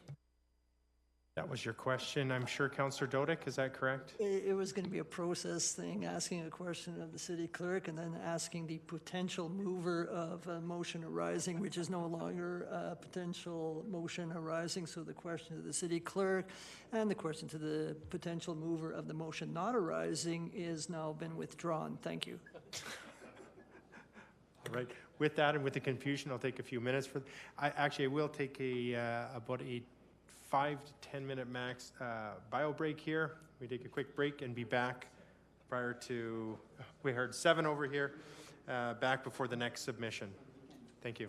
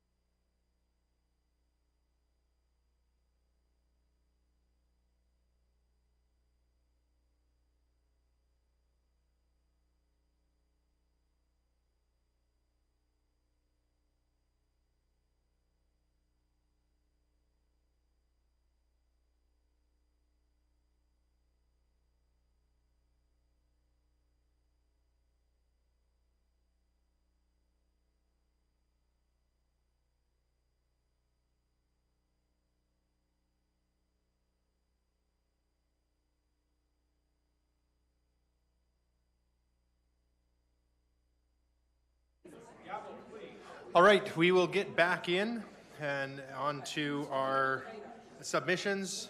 We'll carry on with 6.2. We have a submission from Mr. Malcolm, Urban Revitalization Manager, regarding Play On Canada, request for major event grant funding request. And I just wonder if there's any questions. Councillor Carlson. Thank you, Mayor Hagan. Would you like me to read the resolution first, or, sure. or is that, I know that we've all had it, but just for public, if that's okay? Sure. I'll just, I've got it right here. All right.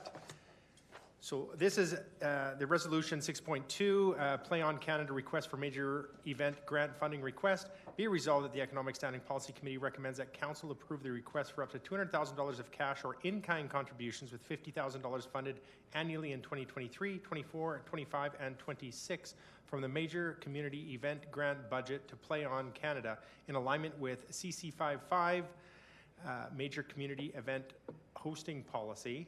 And further be resolved that City Council, that city funding be provided subject to the execution of a third-party contribution agreement in a form satisfactory to the city manager. And it's my understanding, do we have folks from the Play On, Madam City Clerk, online? Scott Hill is online to answer questions, but I will start first of all with that. Questions, Councillor Carlson. Thank you for that, Mayor Hagan. My first question is about the second clause. What exactly does that mean?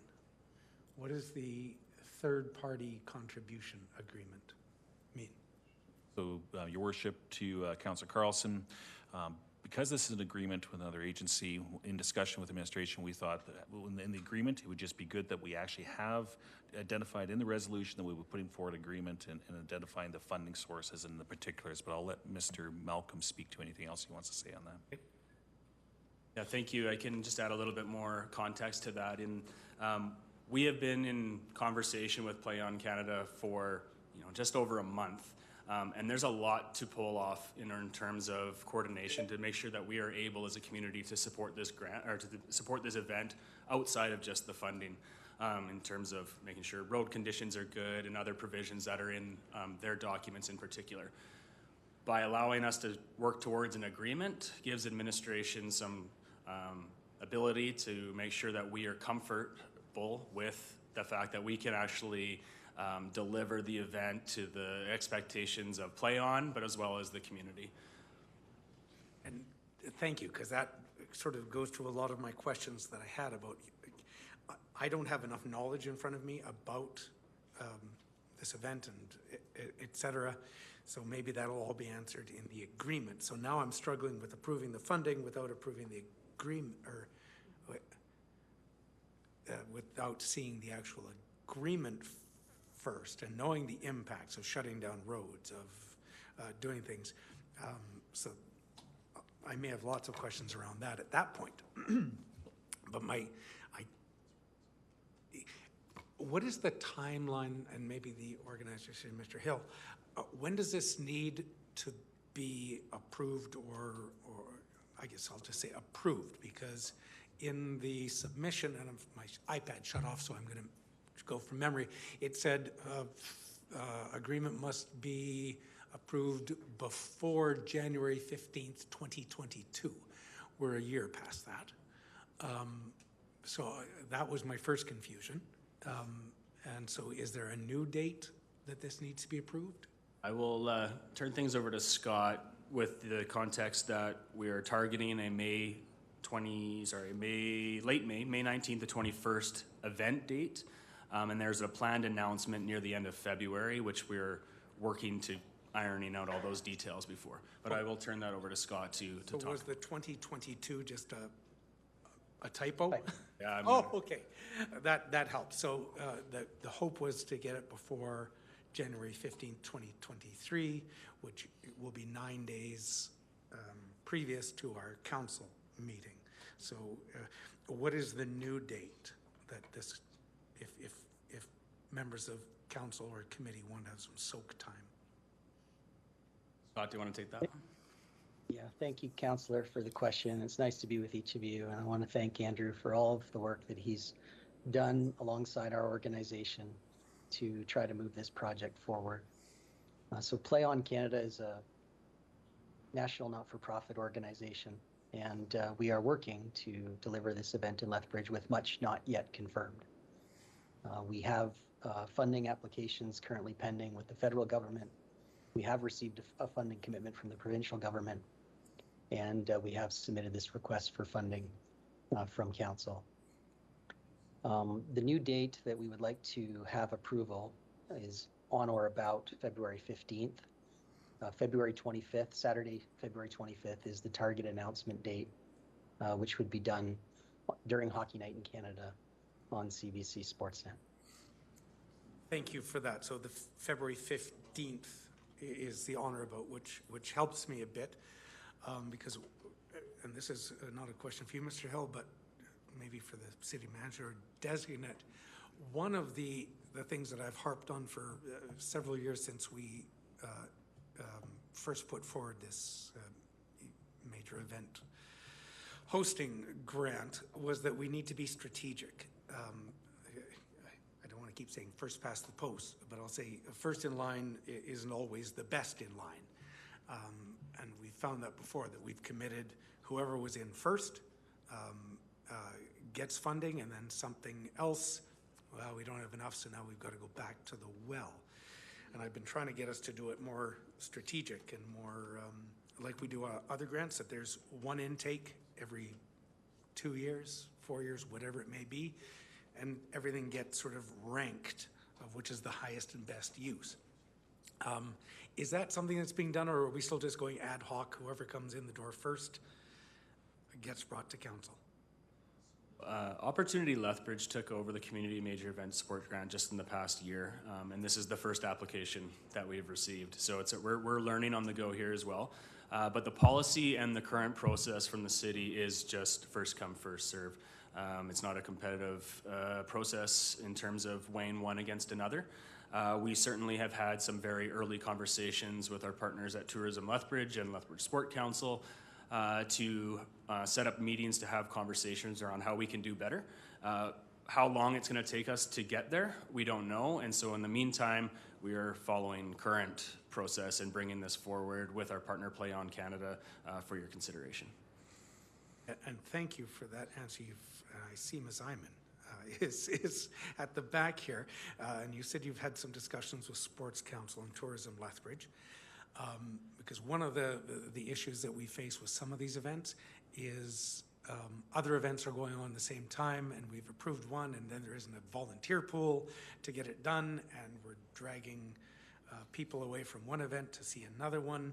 And so I'm wondering if there have been any comments or an attempt to try and say, again, strategically, is this the right weekend? Is there a better weekend? Is there something else that's competing with this? And I'm wondering if you or Ms. Iman or Ms. Crane from Tourism Lethbridge have had those broad community discussions. I would hate to say, yep, we can host a curling tournament that goes the same time as the hockey playoffs, for example. Yeah, so we are working on a very short timeline here with this one, but in early December, we did reach out to Tourism Lethbridge to say, bringing this forward, comments, concerns, general feedback. We did not hear back, understanding that was right before the holidays. So upon return in January, we did send another invite out for comments and feedback to Tourism Lethbridge and to Lethbridge Sport Council, and we did receive feedback. Recognizing that was a week ago, we have had additional conversations with Play On. One of the main points of feedback was the date, and that is the same date, originally was the same date as a major lacrosse tournament in town, filling up most of our hotels. Gone back with Play On Canada, we've been able to negotiate a conversation with Dawson Creek and have switched dates. So we've been able to move up a week and to avoid that. And so again, we're working this through. That's really why that second further to be resolved is in there, is so that we aren't fully committing at this point in time. We're giving ourselves a little bit more time to that drop dead date in February that Scott alluded to continue those conversations with our partners to ensure that we're at a place that we're comfortable and being able to bring the right event to Lethbridge and do it well. Okay, thank you. I'll hop out for now. I may have more. Councillor Croson. Thank you, Mayor Hagan. Thank you very much for the submission and for the information provided. Would this event proceed if the city does not provide funding? I will let Mr. Scott Hill take that one. Thank you, Councillor.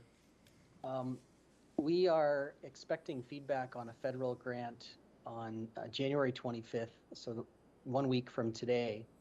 And the feedback on that application will also have implications on this project. The model is a shared funding model, municipally, provincially, and federally. If any one of those does not come through, we will need to find sponsorship to offset costs that need to be incurred to properly and safely deliver the event. If the municipality does not support the application, I think that decreases the likelihood that we would operate this event in Lethbridge this year considerably. So I think our board put forward a resolution requiring that each municipality that hosts this event in 2023 be asked for $62,500. Mr. Malcolm and others have come back and proposed an alternative of a 4-year funding model at a lesser amount, ensuring that the event could continue annually, which is what we also would like. So we compromised on that board resolution from our side, but I think that that funding will be very important to our ability to deliver this event, and so I'd be inclined to say that it would be unlikely in the short time frame that we do have for us to be able to find that funding in another avenue this year. So I think the answer to your question is, if the council rejects the funding, it would be very unlikely that this event would happen in Lethbridge this year. Second question, what would be the benefits to Lethbridge of this event? Not to your organization, but to Lethbridge. Well, we are a not-for-profit organization, and the benefits for a similar sized event, so we're projecting this event in its first year to attract between 50 and 100 teams. And last year we relaunched this program post-COVID in 9 cities across Canada. And an event of similar size generated an economic impact of just under $700,000 for communities such as Nanaimo, which may have similar population to that of Lethbridge. It's not necessarily the largest economic impact relative to some other major events, but we believe that in the first year we can generate that impact and then grow it over time. Thank you very much. Thank you, Mr. Thank you. Councillor Campbell. Thank you, Mr. Hill. I'm curious. I'd like to hear your, what it means to a community. I mean, you've been around, you've seen it. What does it mean to a community to have this sort of event take place? Maybe something a little more than just numbers and what it brings economically. But as far as bringing a community together, what does it mean for your organization to do something like this? Give us your best sell job. Thank you, Councillor Campbell. I'm not a salesperson. I do have a passion for sport and recreation and wholesome recreational activities, and I have been working on this project now. This is the 20th year. We worked with CBC and Hockey Night in Canada for 15 years under a model where they funded the project until Rogers took over NHL broadcast rights, and we restructured the program as a not-for-profit and have moved forward with a new funding model. But ultimately, the social impacts associated with this event, in my experience, are significantly greater, though not quantifiable, relative to the economic impacts.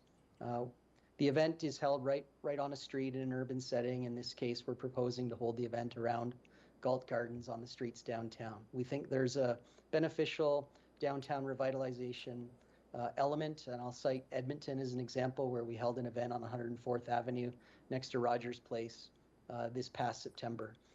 Downtown Edmonton has historically had some challenges with individuals that wander through that area, and the City of Edmonton cited that the only weekend last year that they didn't have a problem was the event that Play On operated. I think one of the unique aspects of this event is that it's different from other sport events in that it doesn't have the bureaucracy or the politics that maybe some other sports do. Teams organize themselves, friends gather from school. Usually these are individuals that, or 50% of individuals are are those historically that don't skate, so it attracts individuals from all backgrounds and interests, sport interests and other.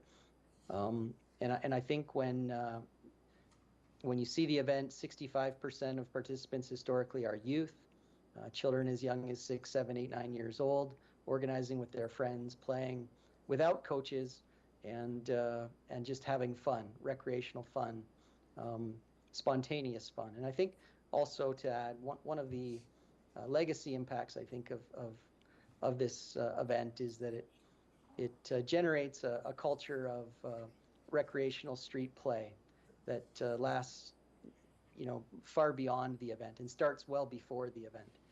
And those are things that in this day and age, as youth are more and more engaged on devices and screens, that our organization feels it's important to try to get kids outside and playing and having fun and doing so a little bit more spontaneously. So I think those are some of the other benefits that, socially are significant. And when you see the event happening downtown and people are gathering in the streets, laughing and playing and having fun again, it's very special to see. Thank you. Great response. Appreciate it. Thank you. Councillor Carlson? Thank you, Mayor Hagan. Mr. Hill or Mr. Malcolm, I'm not sure who wants to answer this one. The local steering committee, I believe it was referenced in the document, is that already in existence, or is that something that has to be created? Like, who's the local steering committee, and who's the local organization that'll be partnered with or utilized? I'll answer that as well, Andrew, if that's okay. We have a network of volunteers who have been working to relaunch this program since the start of COVID, many of which are based in the Lethbridge area. Typically, the local steering committee is a collection of individuals from the business community, from some represent the city or government, certainly representatives from the sport community, who come together to provide oversight of a local event director and 2 assistant event directors who really execute the plan for the event. That steering committee is not firmed up or finalized in Lethbridge at this time. We feel like we can pull it together very, very quickly. We've just done the same thing in Dawson Creek, which I know was mentioned earlier. So usually we invite those like Andrew and Susan who are here to contribute to suggestions of those who might have interest in sitting on this committee and to provide the necessary oversight. So we're not fully ready. There is work to do. Okay, thank you for that. I have written down here that the February 15th is the sort of the drop dead date. We do have a council meeting February 7th. And I'm just, is that a date that would be amenable? And I'm thinking of postponing it to that date solely because I haven't heard from, even though sports council's here, I'd love to see some local groups, organizations that are going to be called upon to help out with this actually weigh in, say, yep, we've got the human resources, we've got the volunteer base, we've got this. Tourism Lethbridge saying we've got this. Lethbridge Lodging Association, which we're saying is going to have their rooms full, may come to the table with all this money that you need. So I think given some time, a couple extra weeks to sort of beat the bushes a bit more, if February 7th would be amenable. Absolutely, that would work for us. Okay, thank you. I was just going to mention that in terms of respecting the SPC process, that's why we got this in the agenda. It was to get it so that it could potentially be at that February 7th for the decision, which knowing would be the week before that drop dead date. So we always kind of anticipated that would be the decision point, but we wanted to get in front of SPC today. Councillor Palladino. Mr. Mayor, I haven't heard of this festival before, but you're calling it the largest street hockey festival, a major event, and it probably will be. I agree, it'll enhance the city's profile, and I think it will draw people from the county and beyond the city anyway. But I struggled with, the question in my mind was partially answered, that it was going to be held in Gull Garden or around Gull Garden. If it's a street hockey festival, I would assume you're closing all 4 streets around Gull Garden. Is that what you're looking at? Again, the point that we're at is we've had a conversation about those streets around Gull Gardens. We've done a high-level measurement to make sure it fits the infrastructure, which it would. But there are expectations on the quality of the asphalt that we haven't been able to confirm. The logistics of shutting down that many streets, we have to look at the rest of the construction schedule for this spring and summer. Those are the logistics that I mentioned. We have not dotted I's and crossed T's that we will certainly be working on in the coming weeks. Thank you. Yeah, it'll be a challenge, I'm sure.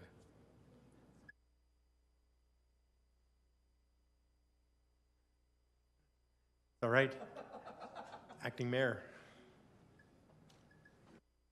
Thank you very much, and thank you, both of you, for being here to answer our questions. Mr. Hill, this one to you. Is there a minimum number of teams that you need to participate? So, I mean, you talk about this could draw 50 to 100 teams, but is there a minimum number of teams that has to be available to participate for this to even go forward?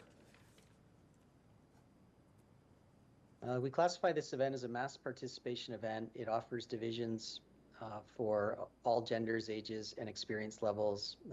Starting, our youngest player was 4 years old, and our oldest 76 last year. So each different division, the smallest number of teams per division to run that division would be 2 teams.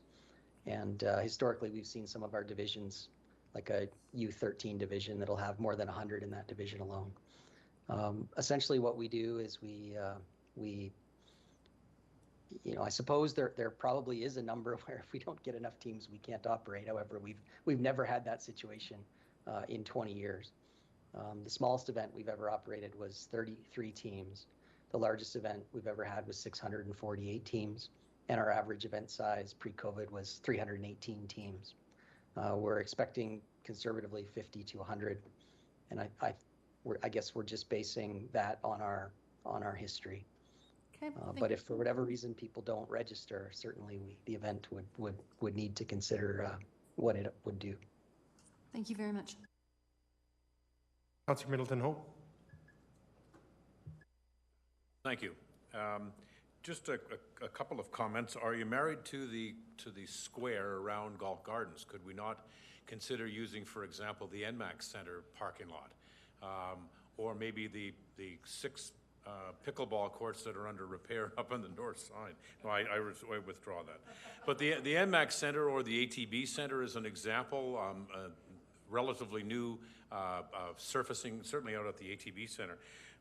So I'm just wondering if that's an opportunity. The second piece to that question is, I'm a little uncomfortable with the language around or in-kind contributions. I would imagine that there are a number of things like setting up the boards, setting up viewing stands, nets, all those kinds of things. Is that considered as in-kind, and is it actually in addition to the request for $50,000? I will do my best to answer those 2 questions. So with the first one, in terms of location, we're not married to those streets around Gull Gardens. Certainly, as the conversation has started and advanced with Play On, as a street hockey tournament, the preference is to have it on the street.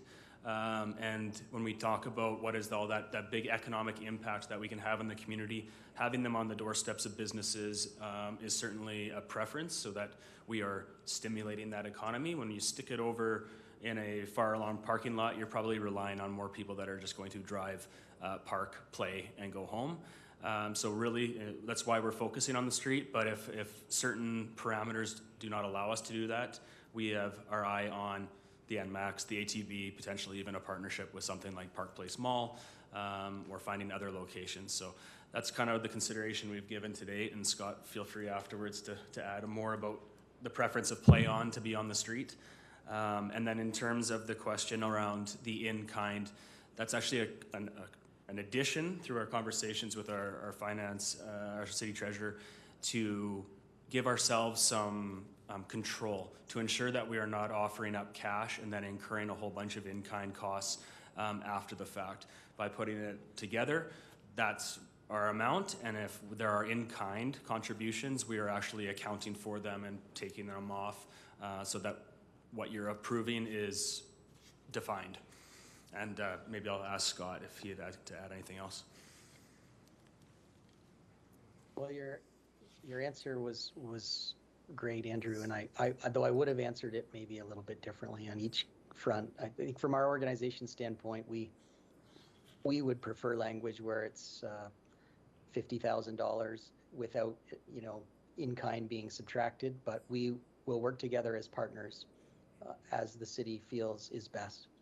And with respect to the streets, what I would just add is that our organization also has a mandate to preserve street hockey and the ethos of street hockey across Canada as part of a registered Canadian Amateur Athletic Association application that is submitted and pending. And part of that application required that we distinguish this event from other ball hockey events. So street hockey and ball hockey being treated somewhat separately by Sport Canada. And so we are really focusing on delivering these events on street in every municipality, coast to coast. So we'll be pushing as hard as we can on that within reason. Thank you for that. I have two comments in regards to it. I think it's important so this in effect should be and in-kind contributions, not or in-kind contributions. And the second piece is in regards to the contemplation for parking for spectators. If you're taking up the streets and presumably you're taking up the adjacent component of those streets where parking is currently available in the Galt Gardens area, you're going to be pressed to find parking adequate for spectators. That's one of the reasons why I'm suggesting you might want to look in terms of a larger facility, a larger paved facility like the ATB Center or the NMAC Center. Just thoughts. Right. All right. With that, Councillor Crowson. Thank you, Mayor Higgin. Mr. Malcolm, as Councillor Carlson mentioned, of course, we want to make sure Sports Council is involved and Tourism Lethbridge is involved, et cetera. Have we also had any conversations with the school board since Mr. Hill mentioned that there's quite a few youth involved? Have we had conversations with them about this issue, about this project? Councillor Crowson, no, we have not to date. Our conversations with partners have been limited to tourism, Sport Council, and a quick conversation with LLA. I think, if we're successful in moving forward with the establishment of that local committee, I could think the expectation would be that we'd be reaching out to as many different community partners as possible. Okay, perfect. Because certainly they'd be a group that might help with this project. Thank you. Thank you, Mayor Higgin. Thank you. I do have a question as I see Iman, if it's okay if you answer a question. And we had a quick conversation this morning about this coming forward and stuff. And is there anything that in the conversations you've had regarding Play On? It's been very quick, from what I understand. It's right before you, and before you know it, you're here. Are you okay to just speak a little bit to what you know about the sport, and if it's something that's an event that would be Sport Council could get behind? So yes, thank you very much for the question. Scott Hill and I guess Lethbridge tried to bring them here in 2015. So I know more information about that because we were quite involved, and then that it wasn't successful, it didn't work. So there's been always thought about bringing it back. Certainly the idea of street hockey as well as 3-on-3 basketball, those types of events, there seems to be quite an interest for people to have an event like this in Lethbridge. That idea of recreational competition. People still want competition, but this is, as Scott mentioned, for a much diverse crowd. So that piece is wonderful. When certainly one of the pieces of information we were able to provide is what, like your question earlier, that there was another event on the original weekend. So I was actually shocked at the speediness that they were able to solve that issue and come up with a solution, which to me just makes me more optimistic. Yes, there are still a lot of questions that need to be answered, but you can hear from both Scott and Andrew, Malcolm, that they're being very conservative and I think very upfront with what they know and what they don't know and what is possible. So I feel like it's certainly worth moving forwards to try and get those answers and try and come up with a solution so that we can host, but if not, the conversations will most certainly continue for future years. Thank you very much, and I'm sorry if I put you on the spot there, but that helped a lot with you coming up and actually explaining that. So thank you very much, Ms. Hyman. Appreciate it. Gosh, I don't see any further questions in the queue. So with that, we'll move on to the resolution, and which I've read already. If we have that up on the screen, it is up on the screen. And I'll just quickly read it again. Be it resolved that Economic Standing Policy Committee recommends that Council approve the request for up to $200,000 of cash or in-kind contributions, with $50,000 funded annually in 2023, 24, 25, and 26 from the Major Community Event Grant Budget to Play on Canada in alignment with CC 55, Major Community Event Hosting Policy. And further be resolved the City Council be provided city funding, I did this last time too, city funding be provided subject to an execution of a third-party contribution agreement in a form satisfactory to the city manager. And this from Councillor Carlson to open debate. Thank you. It's my resolution. I didn't realize that. I'm wondering if I could have some leeway to add another clause. Further be it resolved that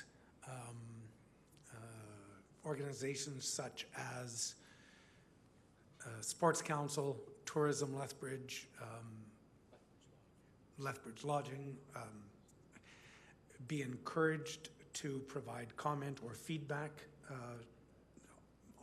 before February 7th, because I appreciate that this has been very speedy. La Crosse was hosting something, we managed to move. I would hate to go, oh, that was also the weekend of, and I know it's not, but word on the street or something else that would conflict. So I basically, I don't want to bog the process down, but I'd also like to hear from a bunch of our community organizations that we're not impacting their events. If we've funded something through the downtown heart of our city, that may be on the same weekend, it'd be nice to know. So it's just further that we encourage organizations such as, to provide fair. You could probably also include, well, just not limited to those groups.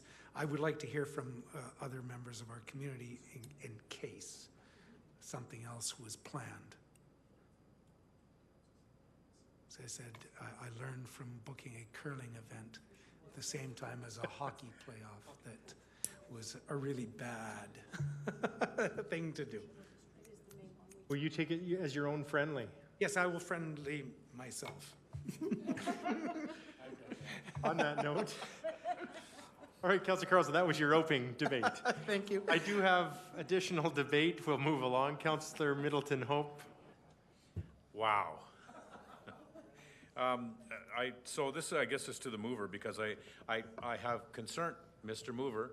I do have two concerns in regards to the language that's contained in that. One is the and/or in-kind component. I'm wondering if we need to massage that and either do an and/or in-kind contribution, or of cash and in-kind contribution, because that's what the expectation is. Actually, if I can hop in there, oh, sorry, you probably have, this is not and/or. This is, no, It's an or. understanding is 50, the question will be, it's $50,000, but if something is needed throughout the in-kind, it removes from that $50,000, correct, Mr. Malcolm? Yeah, so this is 50,000 is inclusive of that in-kind. And what I heard was that is not the preferred approach. It is $50,000 and in kind. Is that correct, the gentleman on the board? Councillor, I think our intent initially was that it would be $50,000 without expectation of any additional in kind. That would then be, thank you, that would then be before us. The second piece is in regards to the years. We have 4 years identified. Is there an option there for perhaps 2 years to see how this program progresses with an opportunity for 2 further years to be funded? I guess that would, I'd have to toss that over to the city manager. Or any other combination. Yeah, because the second clause, execution of a third-party contribution agreement in a form, I mean, that was the wording that confused me. We would basically be getting a contract, and perhaps we could say that there's an opt-out a portion, like we do 23, went okay, we do 24, oh, it didn't go well at all, we're not doing 25, 26. Is that what you're thinking, Councillor? I'm just thinking, provide the group the opportunity to demonstrate that it is successful. So. Are you making, wanting to make an amendment? Not really a rhetorical question. It's actually, and I'm not sure that you can answer that question, but it certainly, I'm putting it out there, requesting that we consider those 2 observations before we make any kind of a motion on this in its finality. True enough, and I see to my colleague, we're not tying future councils to any additional funding that may or may not be in their best interests. Thoughts? That with a question mark? And thank you. I guess the request is to do a 4-year agreement. Council could change it when it goes to them. The committee could recommend that it only be a 2-year agreement with conditional approval on the other 2 years. I'm not sure how the committee would like to approach it. We could leave it as is, and council could amend it when it goes to them on February 7th, if so desired, or leave it as is. I'm just not sure. Councillor Dodick, something to add to this? Yeah, there must be a reason, or I'm asking if there's a reason why it's a 4-year request, so I don't want to be changing the request or for the number of years. So perhaps administration or the representative could give the answer as to why was 4 years picked, and why is it important to be a 4-year funding window? So I can allude to that. So if you recall, in the operating budget process, we had a new initiative for a mid-size grant opportunity. This is really the type of event that would have fit with that. With the major event support grant, we have a parameter that you can't come back year after year. And so a group like Play On, who are really hoping to make this 1 year, build off of it another year, the negotiation or the conversation between Scott and myself was that if you made the ask at one point in time, similar to what the PGA would have done a number of years ago, we could get the approval done at one point in time in alignment with the policy, but it would allow for that opportunity for year-over-year growth and to come back in the community. So that's the intent behind the 4 years. Well, so the follow-up is, let's say that for whatever reason, Lethbridge doesn't embrace it in the first year. I'm assuming that something could be included in the third-party contribution agreement that talks about something like that. And I assume that that's something that would have been contemplated being in there in any event. Is that fair to say? Fair to say. City Manager? Thank you, Mr. Mayor.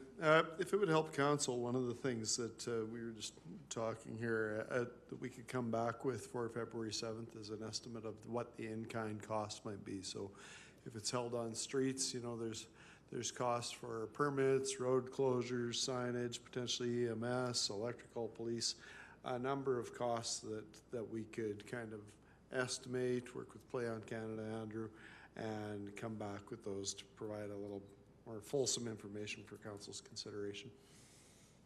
And remember, this is not, this is a decision going to council, and council will still have that opportunity to debate this further, some of the different questions that have come forward. So it doesn't need to be baked as the way it is now. But so with that, Councillor Carlson, I don't see any further debate, so I'll ask for you to close. I will call for the vote. Question has been called. All in favor? Any opposed? So, in favor. Okay, I think that is unanimous. And Councillor Parker, in favor? I'm in favor. All right, that's unanimous. Thank you. And thank you, Mr. Hill and Mr. Malcolm for being here today. Thank you very much. We appreciate it.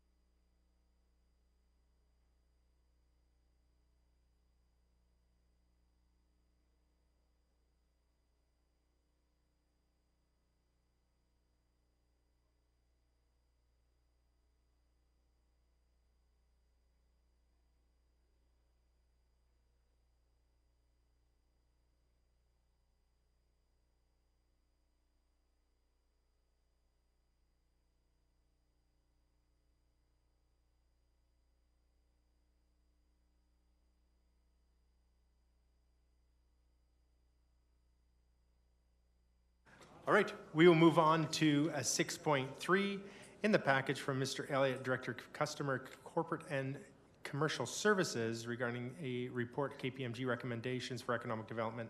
Lethbridge, I do have Councillor Carlson. Thank you, Mayor Higgin. I appreciate this being in front of us. There's a lot of recommendations here to consider, and I'm going to suggest that we postpone this to our next economic SPC meeting, so the members of the committee have a moment to go through and decide which ones they want to move forward on, which ones they'd like to take some more time with. Yeah, so I'm asking to postpone to our next economic SPC, please. All right. With that, is there, Madam City Clerk, it is the 15th? 15th of February. With that, do we have any? Oh, Acting Mayor? Just, I have a question about that. That's not going to affect the funding that we've already approved for them, will it? No. We've approved the funding. Yeah, so this postponing, reviewing these decisions and what feedback from council is, because there's quite a number that we do need to provide feedback on, just as long as this isn't going to affect the funding that we've approved for EDL. Heard that, no, it would not. All right, Councillor Crowson? Small thing, but isn't this 6.4 instead of 6.3? Just in case for the records. It's 6.3, the EDL KPMG. Okay, sorry. Yeah, I've got it at 6.3. Is it 6.2 on the pre? When I noticed that too, Councillor Crowson, all of our draft motions were renumbered because stuff on the agenda was renumbered. Yeah, 6.3. Okay, sorry, good. Councillor Crowson. Just double checking. Yeah, thank you. So with that, I have a motion on the table. Madam City Clerk, do we need to vote on that? Yes, you do. Okay. So with that, I see no further debate. So question's been called. All in favor? And I see no opposed. Councillor Parker in favor? Yes. Thank you. All right, it's unanimous. So with that, And we'll finish up with closed motions, closed meeting sponsorship opportunity 7.1 from Councillor Croson. Be it resolved that the Economic Standing Policy Committee recommend that Council approve the new sponsorship agreement as provided in the confidential attachment, and further that the Mayor and City Clerk be authorized to sign the same, and further that the Economic Standing Policy Committee direct that the closed meeting discussions, reports, documents, and attachments remain confidential pursuant to Section 23 Local Public Body Confidences, 24 Advice from Officials of the Freedom of Information and Protection Privacy Act, with the sponsorship being publicly announced publicly in Q1 of 2023. Councillor Croson. Call the question. Question's been called. All in favor? Opposed? Carries. And from Councillor Parker, 7.2, Bowman Building Opportunity Assessment. Be it resolved that the Economic Standing Policy Committee recommend that Council, number 1, reject the unsolicited offer to lease, and 2, direct administration to execute the confidential direction provided in closed session, return to March 15th, 2023, closed Economic Standing Policy Committee meeting, and further be resolved that Economic Standing Policy Committee direct that the closed meeting discussion reports, documents, and attachments with respect to the Bowman Building Opportunity Assessment remain confidential pursuant to Section 23 Local Public Body Confidences, and 24 Advice from Officials of the Freedom of Information Protection of Privacy Act. Councillor Parker. I have nothing to add. I'd call the question. Question's been called. All in favor? Opposed? That carries. And with that, we are adjourned. Thank you.